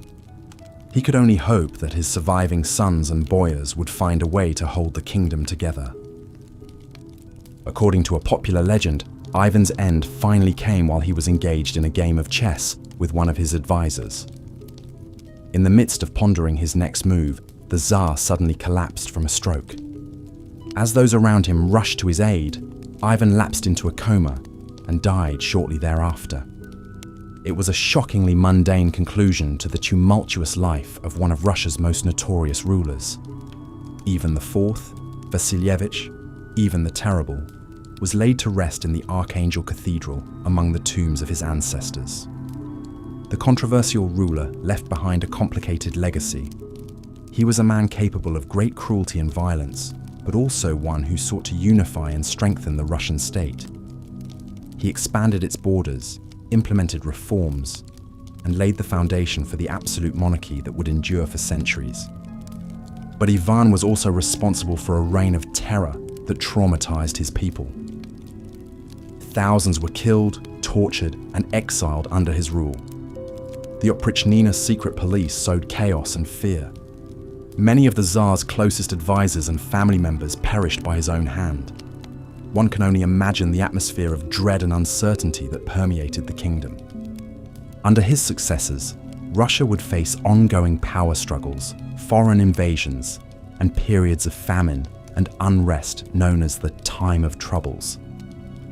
It would be decades before the country regained stability under a new dynasty, the Romanovs. Still, the spectre of Ivan the Terrible would loom large in the Russian imagination, a symbol of the dangers of absolute power. As we ponder the dramatic reign of Ivan the Terrible and the mark it left on history, we see a cautionary tale about the perils of unchecked authority and the devastating toll of tyranny. For all his grand ambitions and early promise, Ivan's life story is ultimately a tragic one of a man consumed by his darkest impulses. Yet even as we recoil at the cruelty and chaos unleashed by this infamous Tsar, it's hard not to feel a pang of pity for the tormented soul beneath the crown. Ivan was a product of his time, scarred by the violence and intrigues that swirled around him from a young age. One wonders how differently the course of his life and rule might have unfolded, had he known more love and peace instead of suspicion and strife. The story of Ivan the Terrible is a vivid reminder of the weight of power and the toll it can take on those who wield it. It invites us to reflect on the qualities we seek in our leaders and the importance of tempering strength with wisdom, compassion, and restraint. Let us hope that the painful lessons of the past can light the way to a future of more enlightened rule. And so, as we bid goodnight to the tumultuous tale of Tsar Ivan IV, we gently turn our thoughts to the other mad monarchs who have captured the historical imagination. From the hills of Bohemia to the halls of Byzantium, rulers through the ages have grappled with inner demons and the heavy burdens of sovereignty. Their stories continue to intrigue us, inviting us to explore the complex intersections of power, personality, and the human condition. Indeed, the life of Erik XIV of Sweden is one of tragedy and cautionary tales. Despite his privileged birth and ascent to the throne, his reign was marked by instability, paranoia, and violence that ultimately led to his downfall. Erik was born in 1533 the eldest son of King Gustav I, who had founded the House of Vasa and broken Sweden's ties with the Catholic Church. As a young prince, Erik received an impressive education, learning several languages, theology, and military tactics. He was described as intelligent, handsome, and charismatic. However, there were also early signs of the mental imbalance that would plague his life. Upon his father's death in 1560, Erik ascended to the throne amidst great fanfare and optimism. His coronation was a grand affair, lasting several days with feasts, jousts, and masquerades. The new king cut a striking figure in his fine clothes and jewelry, with his crown perched atop his head. For a moment, it seemed a golden age was dawning for Sweden. However, trouble was brewing beneath the surface. Erik was deeply suspicious of those around him, quick to perceived threats and slights, even from his own family. He clashed frequently with his brother John, Duke of Finland, seeing him as a rival for power. These tensions would only escalate over time. A pivotal point in Erik's reign came with his ill-fated romance with Karin Mansdotter. Karin was a commoner, the daughter of a jailkeeper, far below Erik's royal status. Nonetheless, he was deeply taken with her, and in 1567 he secretly married her, elevating her to be Queen of Sweden. The match scandalized the nobility, who saw it as an affront to their status and traditions. The controversy surrounding the marriage only fueled Erik's growing paranoia. He became convinced that Karin's detractors, including his own family, were plotting against him. His behavior grew increasingly erratic, prone to violent outbursts and delusions. He would pace the castle halls late into the night, muttering of conspiracies and betrayals. This simmering instability finally boiled over in 1567 with the infamous Sture murders. In May of that year, several prominent noblemen of the Sture family were summoned to the castle and imprisoned on Erik's orders, accused of treason. After a few days of captivity, Erik suddenly had them brought to him and, in a fit of rage, stabbed Niels Sture himself. The rest of the men were subsequently killed by the guards on Erik's command. The murders shocked the nation and turned many against Erik for good. His brother John, whom he had also imprisoned, managed to escape and began gathering forces to depose the increasingly unstable king. Over the next year, a power struggle raged until finally John's forces captured Stockholm in 1568. Erik was forced to abdicate and John was crowned king in his place. Erik spent the rest of his life imprisoned, moving between various castles and strongholds. Despite his fall from power, Karin remained loyal to him, voluntarily sharing his imprisonment and providing what comfort she could. It is said Erik took some solace in music during these dark years, playing the lute and writing songs lamenting his fate. As time passed, Erik's mental state continued to deteriorate. He grew increasingly delusional, claiming at times to be a prophet or even God himself. There were periods he would refuse to eat, believing his food was poisoned. His once sharp mind slipped further and further into confusion and despair. Erik died in 1577 at the age of 43, likely from arsenic poisoning, though whether this was suicide, an accident from his experiments with alchemy, or murder on the orders of his brother John remains disputed. Looking back, it is hard not to feel some sympathy for Erik XIV. While his actions were undeniably cruel and his rule catastrophic for Sweden, he also seems to be a tragic figure, undone by mental illness beyond his control. His is a story of wasted potential, of a life unraveled by madness and isolation. In the end, perhaps the kindest thing that can be said of Erik is that he was as much a victim of his demons as those who suffered under his reign. A man who had everything, but in the depths of his mind had nothing at all. As we move on from the sad tale of Erik XIII, we turn our gaze east to the vast expanse of Russia and one of its most infamous rulers, Ivan IV Vasilyevich, better known to history as Ivan the Terrible. Born in 1530, Ivan was given the title of Grand Prince of Moscow at the mere age of 3, after the death of his father Vasily III.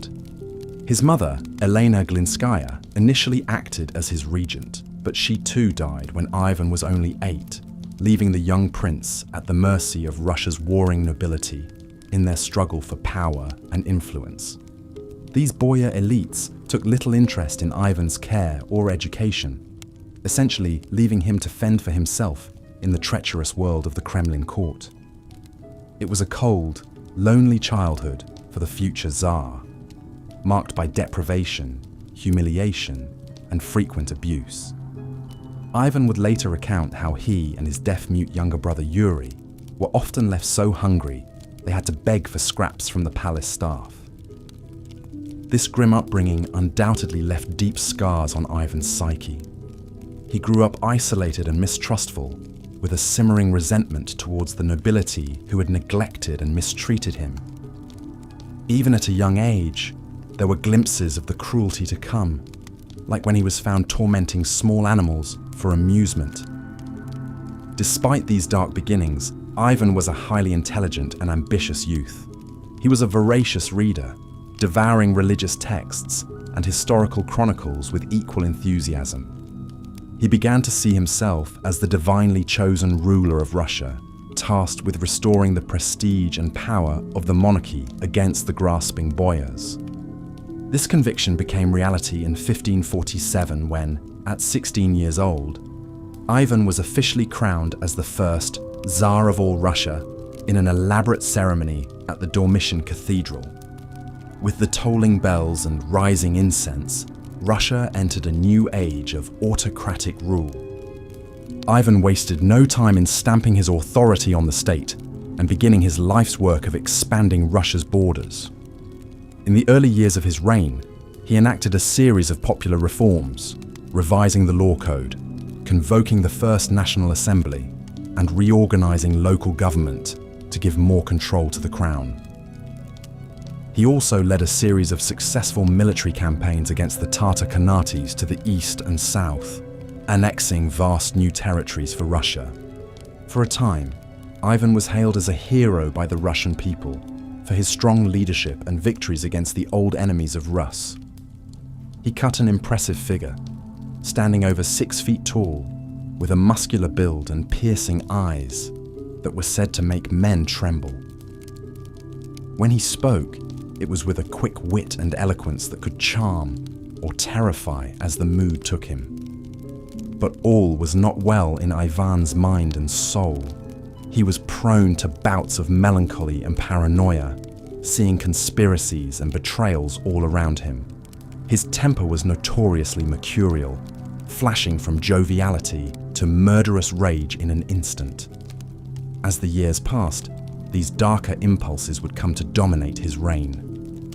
A key turning point came in 1560 with the death of Ivan's beloved first wife, Anastasia Romanovna. Ivan was gripped by grief and paranoia, becoming convinced that Anastasia had been poisoned by his enemies amongst the boyars.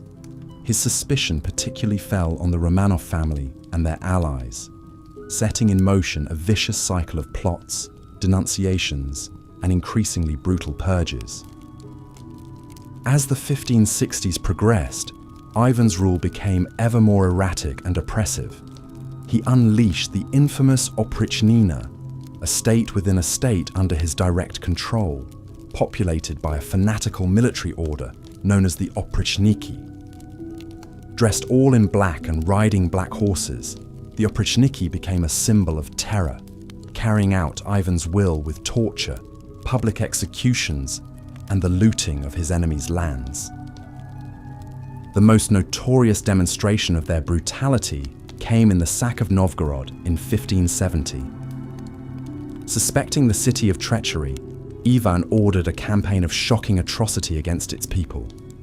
Thousands were tortured and killed, homes and churches burned, and women and children violently assaulted. The once great city was reduced to a smouldering ruin, and its plight served as a stark warning to any who dared defy the Tsar. Yet even as he inflicted such miseries on his own people, Ivan could also be a man of great contradictions. He was a prolific writer, composing religious texts, letters, and even poetry alongside his edicts of terror. He would engage in impassioned theological debates with learned churchmen, positioning himself as a devout defender of the Orthodox faith.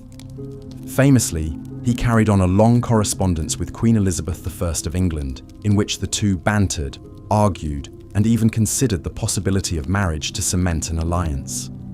Nothing ever came of these overtures, but they reveal an Ivan who could be charming, erudite, and statesmanlike when he so chose.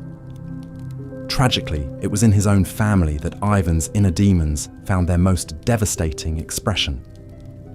In 1581, in the midst of a heated argument, he struck his pregnant daughter-in-law, causing her to miscarry. When his eldest son and heir, Ivan Ivanovich, confronted him over this, the Tsar flew into a rage and beat the young man, fatally injuring him with his scepter. In the aftermath, Ivan was consumed by despair, weeping over his son's corpse and begging for forgiveness. But the damage to his line and legacy was done. His later heirs were all sickly, and the dynasty would die out soon after Ivan, throwing Russia into the chaos of the time of troubles. In his final years, Ivan's health declined precipitously, likely worsened by mercury poisoning from his alchemical experiments. He grew increasingly withdrawn and depressive, spending long hours in prayer and penance for his sins.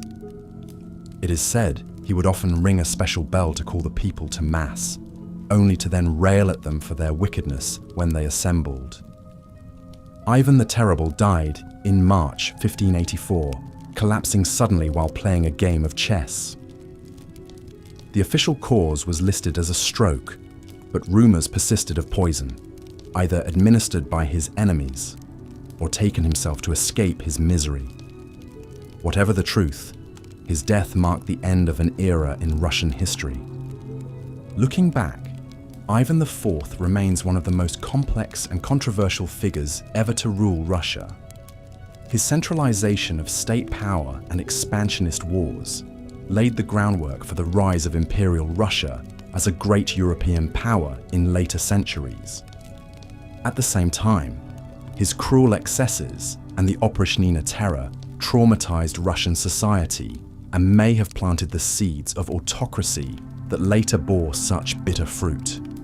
In Russian folklore, he has been portrayed as both a great hero and a villainous monster, reflecting the deep ambivalence in the national memory.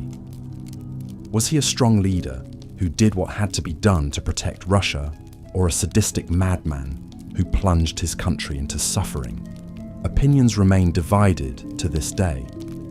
What seems clear is that Ivan's rule cannot be separated from his deeply damaged psyche.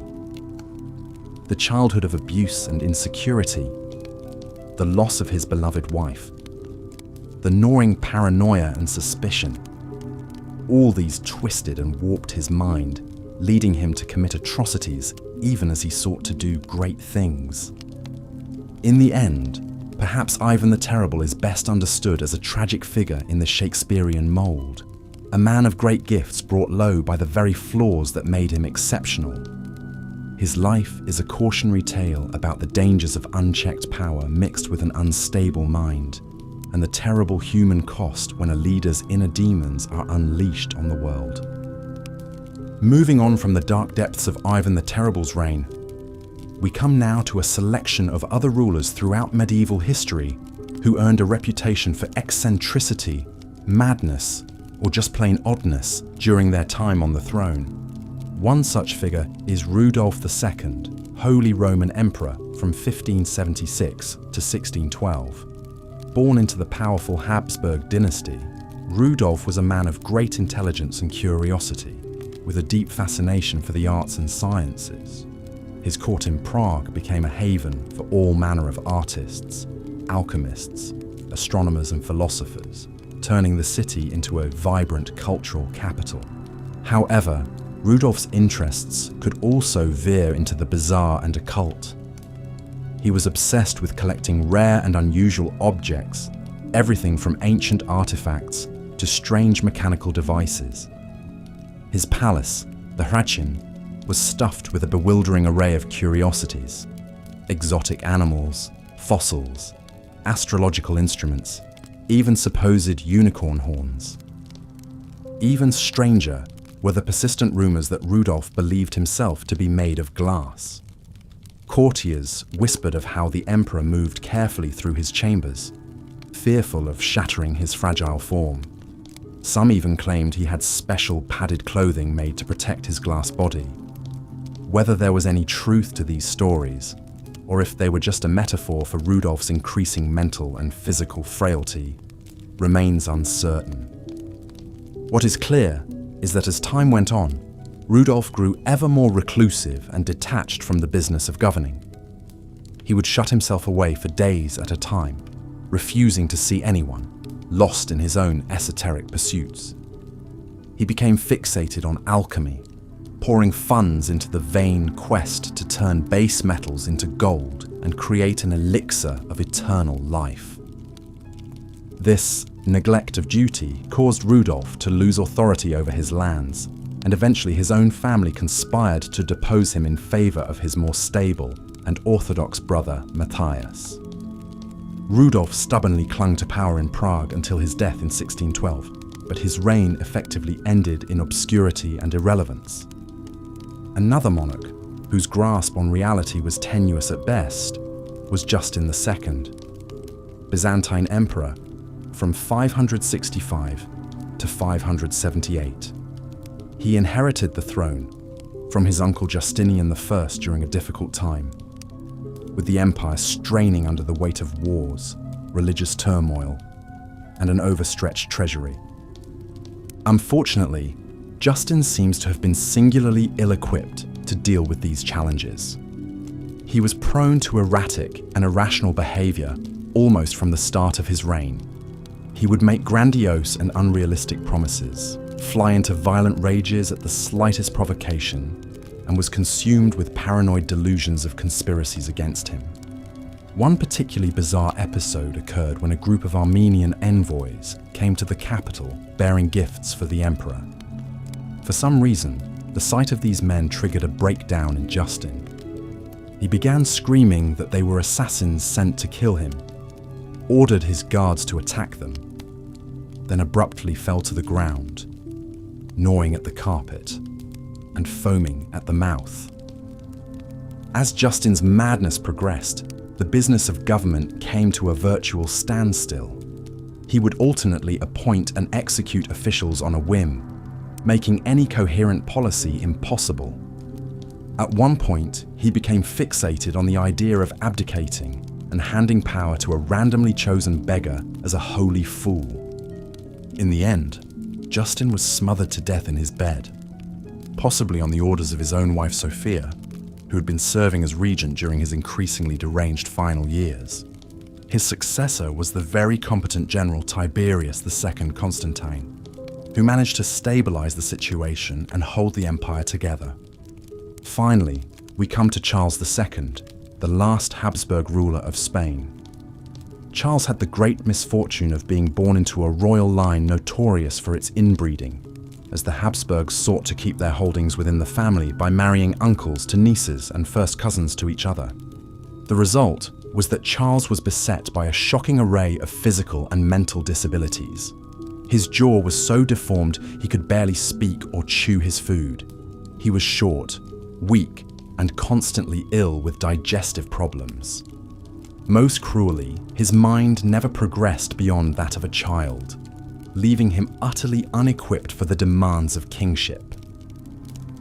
Throughout his reign, Spain was essentially ruled by regents and validos, royal favorites, while Charles remained a sad figurehead. He had a few simple pleasures in life, like playing with his collection of clocks and watching court dwarfs fight mock battles, but he was painfully aware of his own limitations. Once, when a visiting French diplomat tactlessly praised the Escorial Palace outside Madrid, Charles memorably replied, "It is not a palace that belongs to a king. It is a palace that belongs to God, and which is inhabited by a poor fool like me." Charles died childless in 1700 at the age of 38, his various infirmities having rendered him infertile. In one last bit of absurdity, the autopsy revealed his body did not contain a single drop of blood, and his heart was the size of a peppercorn. His death sparked the huge war of the Spanish succession over the remnants of the once great Spanish Empire in Europe. These are just a few examples of the many rulers through medieval history who, for one reason or another, earned a place in the annals of infamy with their unusual behavior or tragic struggles with their own minds. In some cases, like Charles II, they were the victims of circumstance, born into impossible situations they had no hope of mastering. In others, like Rudolph II, their eccentricities started out as endearing quirks but eventually consumed them, rendering them unfit to rule. What all these cases illustrate is the immense pressure and psychological strain of kingship in the medieval world. These men were often thrust into positions of immense power and responsibility at a young age, with little preparation or support. They faced constant threats from rivals, crushing expectations from their subjects, and the ever-present fear of gods. As we've seen with Charles the Mad and Henry VI, mental illness could have a devastating impact on a king's ability to rule effectively. The fear, paranoia, and irrational behavior that often accompanied these ailments left their kingdoms vulnerable to unrest, invasion, and power struggles.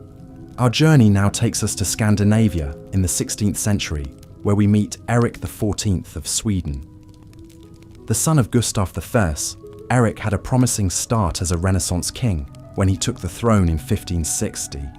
He was described as intelligent, well-educated, and a patron of the arts. His coronation was a grand affair, lasting 3 days and nights, filled with feasts, jousts, and masked balls.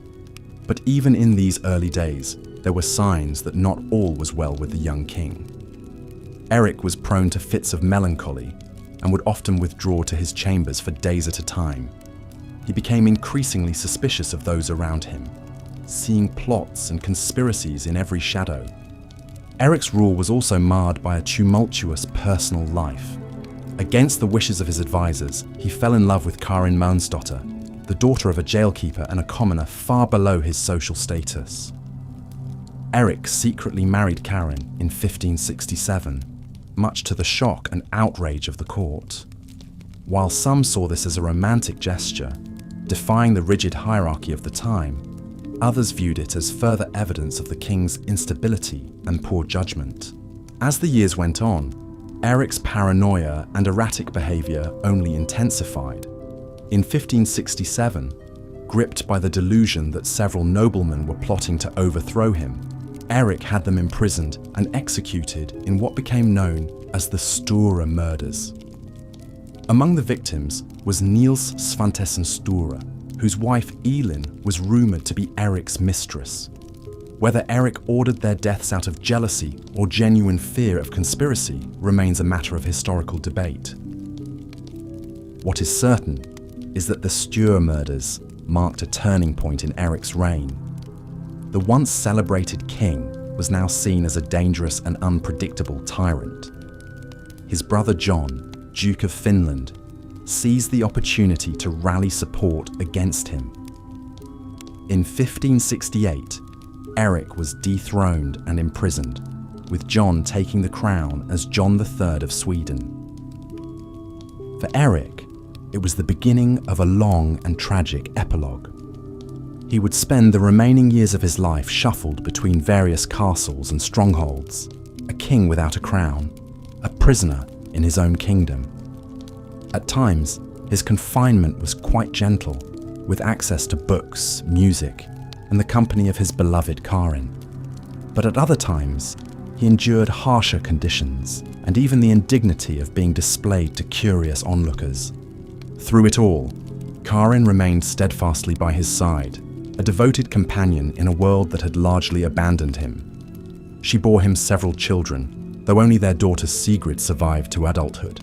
In the end, Erik's story is one of squandered potential and the shadow of mental illness. The bright young man who had taken the throne with such promise ended his days broken and alone, far from the grandeur of his coronation. He died in 1577 at the age of 43, possibly poisoned on the orders of his brother John. It was a sad and ignominious end for a man who had once held such power and promise. But Eric's tale is not the only one of a king undone by the demons of his own mind. As we move eastward to Russia, we encounter an even more brutal and notorious figure, Ivan IV Vasilievich, better known to history as Ivan the Terrible. Ivan's epithet alone suggests the darkness that would come to define his rule, but his early years gave little indication of the monster he would become. Born in 1530, Ivan was just 3 years old when his father died, leaving him in the care of his mother, Elena Glinskaya.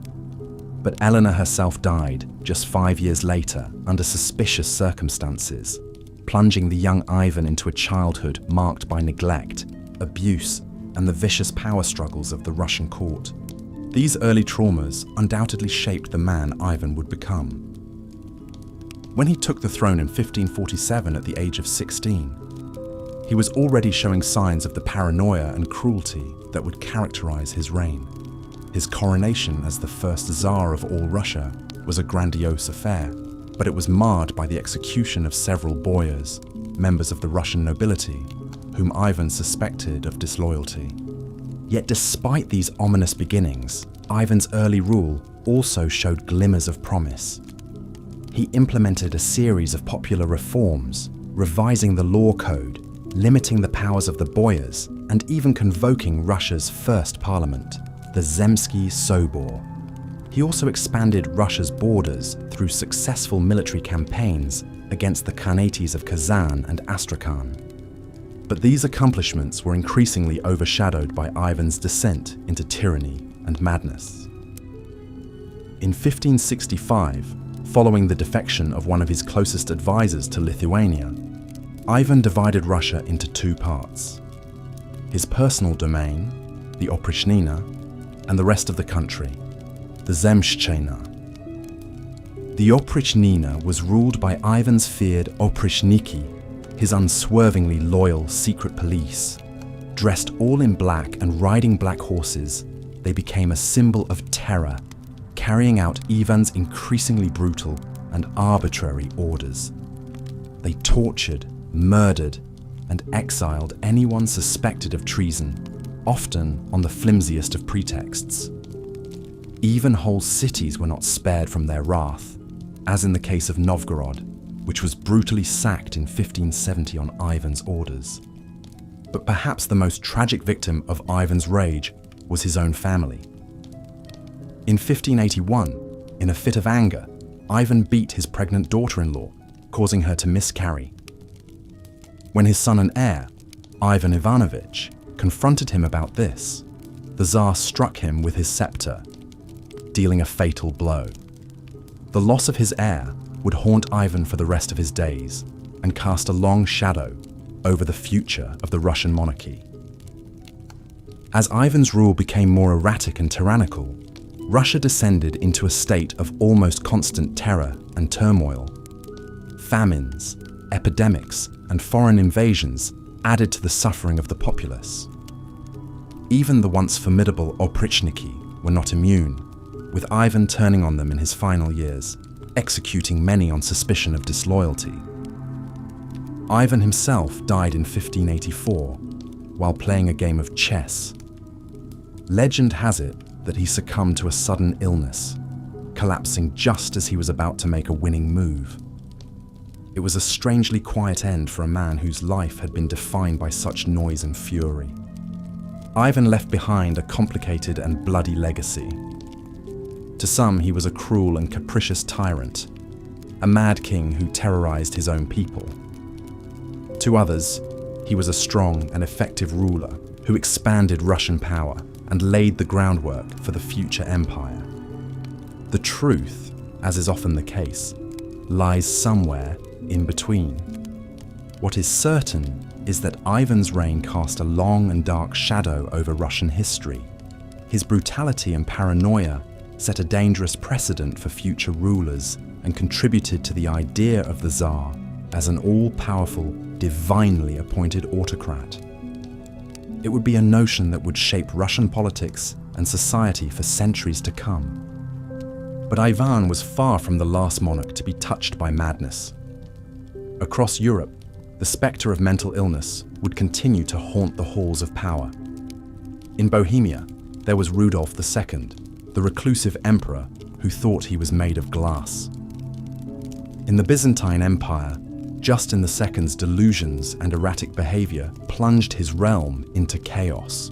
And in Spain, Charles II's inbreeding and disabilities marked the sad decline of the once mighty Habsburg dynasty. Each of these kings had their own unique struggles and stories. Rudolf II, for instance, was a great patron of the arts and sciences, filling his court with alchemists, astronomers, and artists. But he was also deeply paranoid, refusing to allow anyone to touch him for fear of shattering his supposed glass body. Justin II, on the other hand, was known for his wild mood swings and grandiose delusions. He once appointed his pet cat as the governor of Egypt and would often run through the palace howling like a dog. His behavior grew so erratic that his wife had to rule in his stead. And then there was Charles II, the last of the Spanish Habsburgs. Born the product of generations of inbreeding, Charles suffered from a host of physical and mental disabilities. He could barely speak or walk and was prone to bouts of depression and fits of rage. His inability to produce an heir spelled the end of the Habsburg dynasty in Spain. These stories, while tragic, also offer us a glimpse into the very human struggles of those who wore the crown. They remind us that even the most powerful and privileged were not immune to the ravages of mental illness and the pressures of their position. In a way, these mad monarchs are a testament to the resilience of the human spirit. Despite their struggles, many of them still managed to leave their mark on history, for good or for ill. They built great palaces, patronized the arts, and changed the course of nations. Their stories, however dark, are an integral part of the tapestry of human history. As we come to the end of our journey through the lives of these troubled kings, it's worth reflecting on what their stories can teach us. Perhaps they serve as a reminder of the importance of empathy and understanding, even for those in positions of power. Perhaps they caution us about the dangers of unchecked authority and the need for limits on even the most exalted of offices. Or perhaps they simply offer us a more nuanced and human view of history, one that acknowledges the frailties and flaws of even the most towering figures. In the end, these mad kings were not just rulers, but men with all the complexities and contradictions that entails. As we lay our heads down to rest, let us ponder these stories and the lessons they hold. Let us dream of a world where power is tempered with compassion, where even the mightiest are not beyond the reach of understanding and mercy. And so, good night, dear listener. May your dreams be filled not with the terrors of tyrants, but with the hope of a kinder, gentler world. May you rest easy, knowing that the mad kings of old are but a distant memory, and that a new day dawns, full of promise and possibility. Good night, and sweet dreams. As we explored in our last segment, mental illness could have a profound impact on the reigns of medieval kings, often with tragic consequences for both the monarch and their realm. But madness was not the only trait that could make for a disastrous ruler. Cruelty, pettiness, and plain incompetence also had their place in the rogues gallery of medieval monarchs. One king who combined several of these unfortunate qualities was John, King of England, from 1199 to 1216. The youngest son of Henry II and Eleanor of Aquitaine, John was never expected to inherit the throne. But after the death of his elder brother Richard the Lionheart, John found himself wearing the crown. And from the start, he seemed singularly unfit for the role. John had a talent for making enemies and alienating allies. He was notoriously cruel and petty, once ordering the capture of a particularly bothersome archdeacon and having him pressed to death under weights. He also had a habit of seducing, or some say assaulting, the wives and daughters of his barons, a pastime that won him few friends among the nobility. But it was John's bungling of the war with France that truly earned him infamy. Through a series of military blunders and diplomatic missteps, John managed to lose most of England's territory on the continent, including the ancestral lands of Normandy and Anjou. This was a devastating blow to the prestige and coffers of the English crown. Back home, John's heavy-handed attempts to raise funds and quash opposition only brought more turmoil. He was constantly at odds with his barons and the church. His clumsy attempts to install his own archbishop led Pope Innocent III to place England under a crushing interdict, suspending religious rights across the country. Tensions reached a breaking point in 1215, when a group of rebel barons took up arms against the king. Hopelessly outnumbered, John was forced to sign the Magna Carta, a charter of liberties that placed limits on the power of the crown. Though John almost immediately reneged on the deal, the Magna Carta would become a cornerstone of English law and a symbol of the fight against tyranny. But John's story doesn't end there. Determined to retake his lost lands in France, John launched a new campaign across the Channel. It was there, while pillaging his way through the Loire Valley, that John contracted dysentery. The evil shit, as one contemporary put it, would be the end of him. John died a miserable death, his body racked with fever and his bowels turning to water. It was an ignominious end for a king whose reign had brought England to the brink of ruin. John's failures as a ruler were manifold. He was cruel, reckless, and woefully inept at the art of kingship. Yet in a strange twist of fate, it was his very incompetence that led to the signing of the Magna Carta, a document that would shape the course of English history and inspire the cause of liberty for centuries to come. As we bid goodnight to bad King John, we're left to ponder the capricious nature of history. A terrible king, through his own failings, inadvertently planted the seeds of something great. It's a reminder that even in the darkest chapters of the past, there are glimmers of hope and progress. And with that thought, we'll let the sands of time carry us gently off to sleep. Speaking of dark chapters, the next king in our gallery of rogues is a figure cloaked in sinister legend. Vlad III, Prince of Wallachia, is better known to history by his ominous nickname, Vlad the Impaler. His story takes us to the blood-soaked borderlands of Eastern Europe in the 15th century.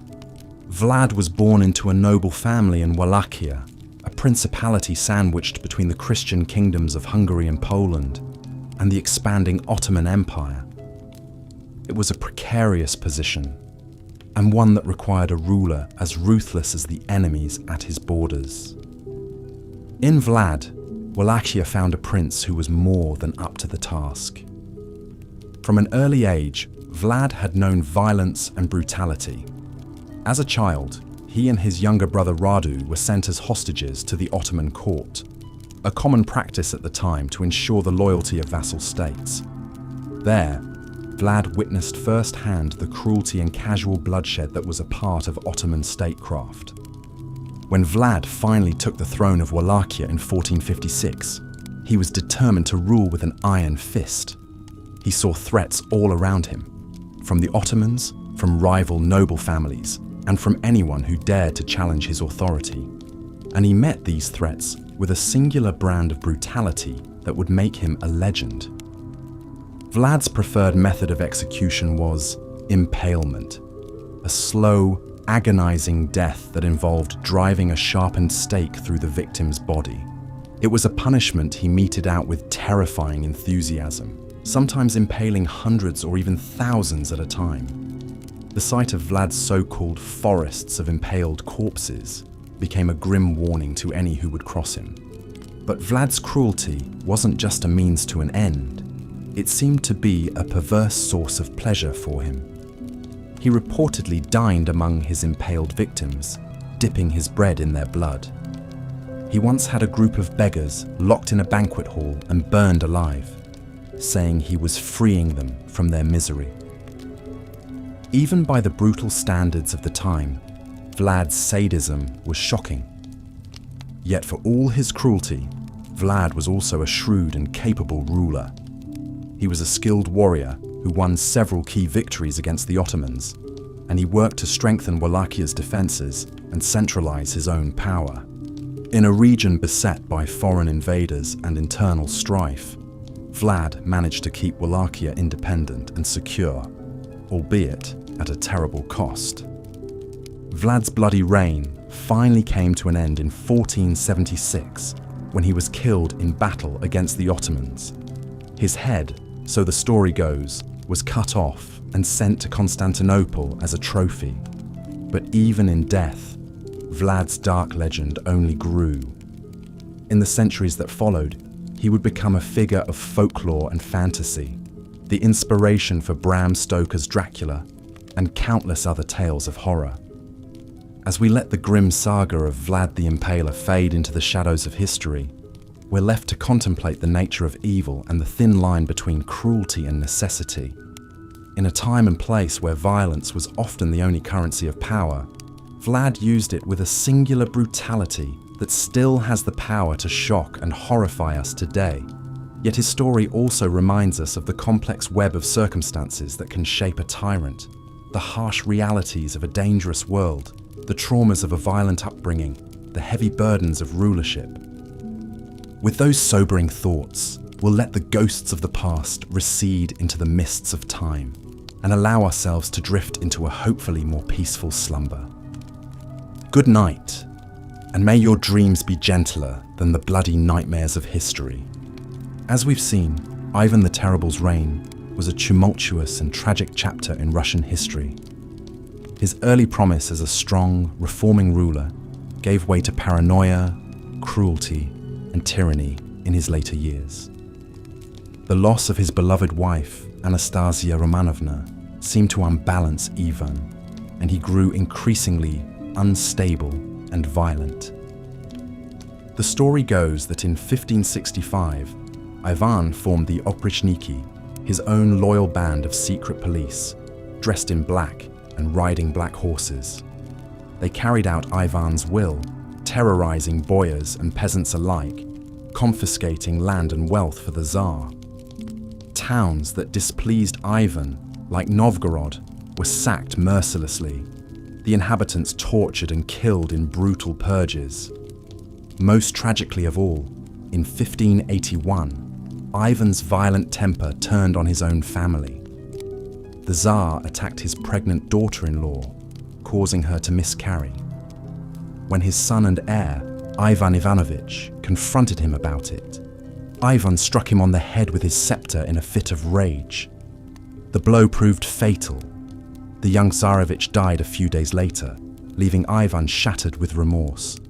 The Tsar's physical and mental health declined sharply in his later years. He grew increasingly sick, suffering from excruciating pain and uncontrollable rages. Some historians believe he may have been poisoned, perhaps by one of the many enemies he had made. Isolated and paranoid, Ivan continued to lash out, even as his body weakened. According to legend, on March 18, 1584, Ivan was sitting down to a game of chess when he suddenly fell ill. The Tsar slumped over onto the chessboard, scattering the pieces onto the floor. Despite the best efforts of his doctors, he never regained consciousness.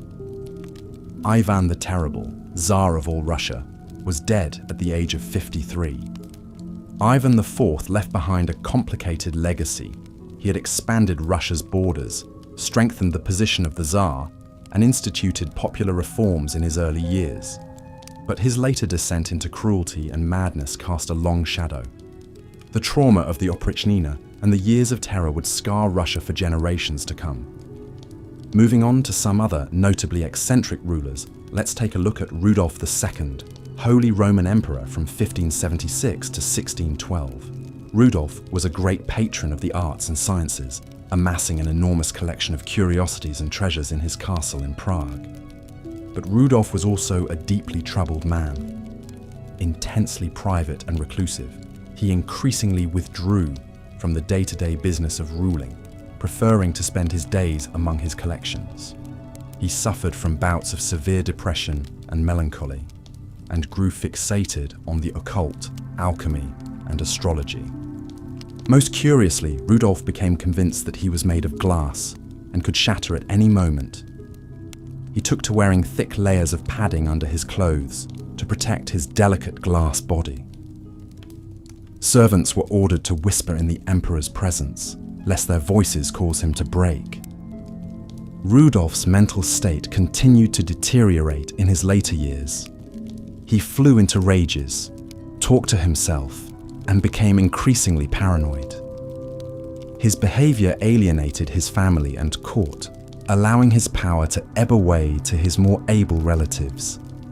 When Rudolf died in 1612, he left the empire in a state of crisis and upheaval. Across the continent in the Byzantine Empire, another ruler was grappling with madness in the 6th century AD. Justin II, who ruled from 565 to 578, was by all accounts a promising ruler at first, a skilled diplomat who secured peace with the Persians. But a few years into his reign, Justin's behavior took a bizarre turn. He began acting irrationally, not recognizing old friends and flying into wild rages. He alternately laughed and wept uncontrollably. He even took to barking like a dog during audiences, biting his attendants as they tried to restrain him. As Justin slipped deeper into insanity, the empire fell into disarray. The government ground to a halt, the army went unpaid, and the Avars and Slavs threatened the frontiers.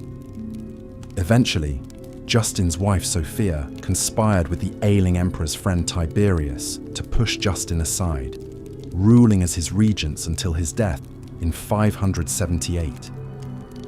Later, in 17th century Spain, the final Habsburg ruler Charles II earned the unflattering moniker the Bewitched.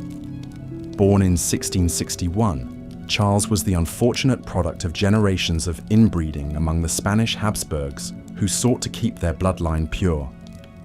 As a result, Charles suffered a litany of physical and developmental disabilities.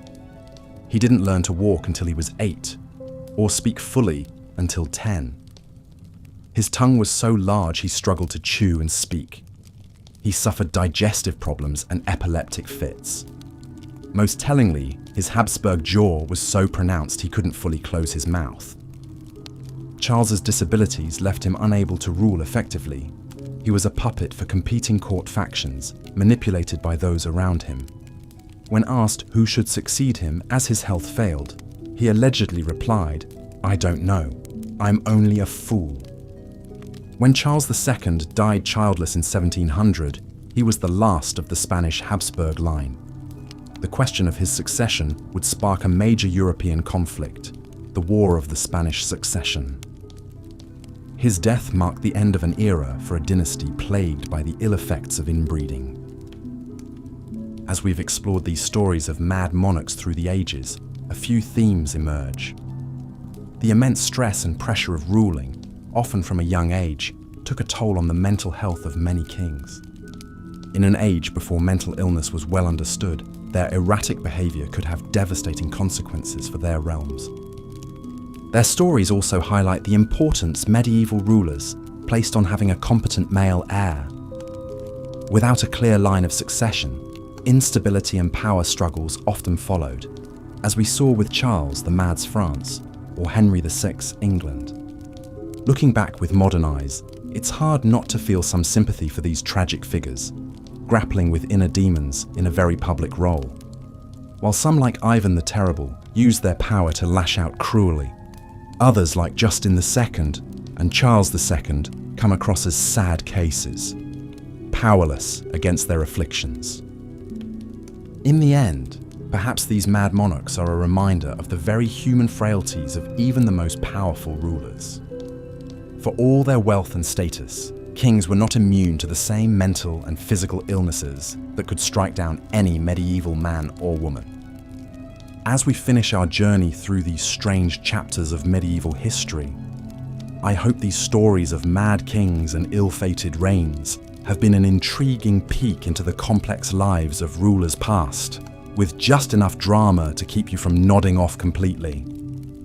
And with that, our tour of eccentric sovereigns and medieval madness has reached its end. If you've enjoyed this bedtime foray into the annals of history, perhaps you'll join me again sometime. Please do like or subscribe if you'd care to hear more quirky tales of bygone days and long-dead kings, or if my droning on has proven a reliably soporific tonic. But for now, as the medieval world fades into the mists of dreams, I bid you good night and wish you a mercifully more peaceful and stable slumber than our poor mad monarchs. Sweet dreams.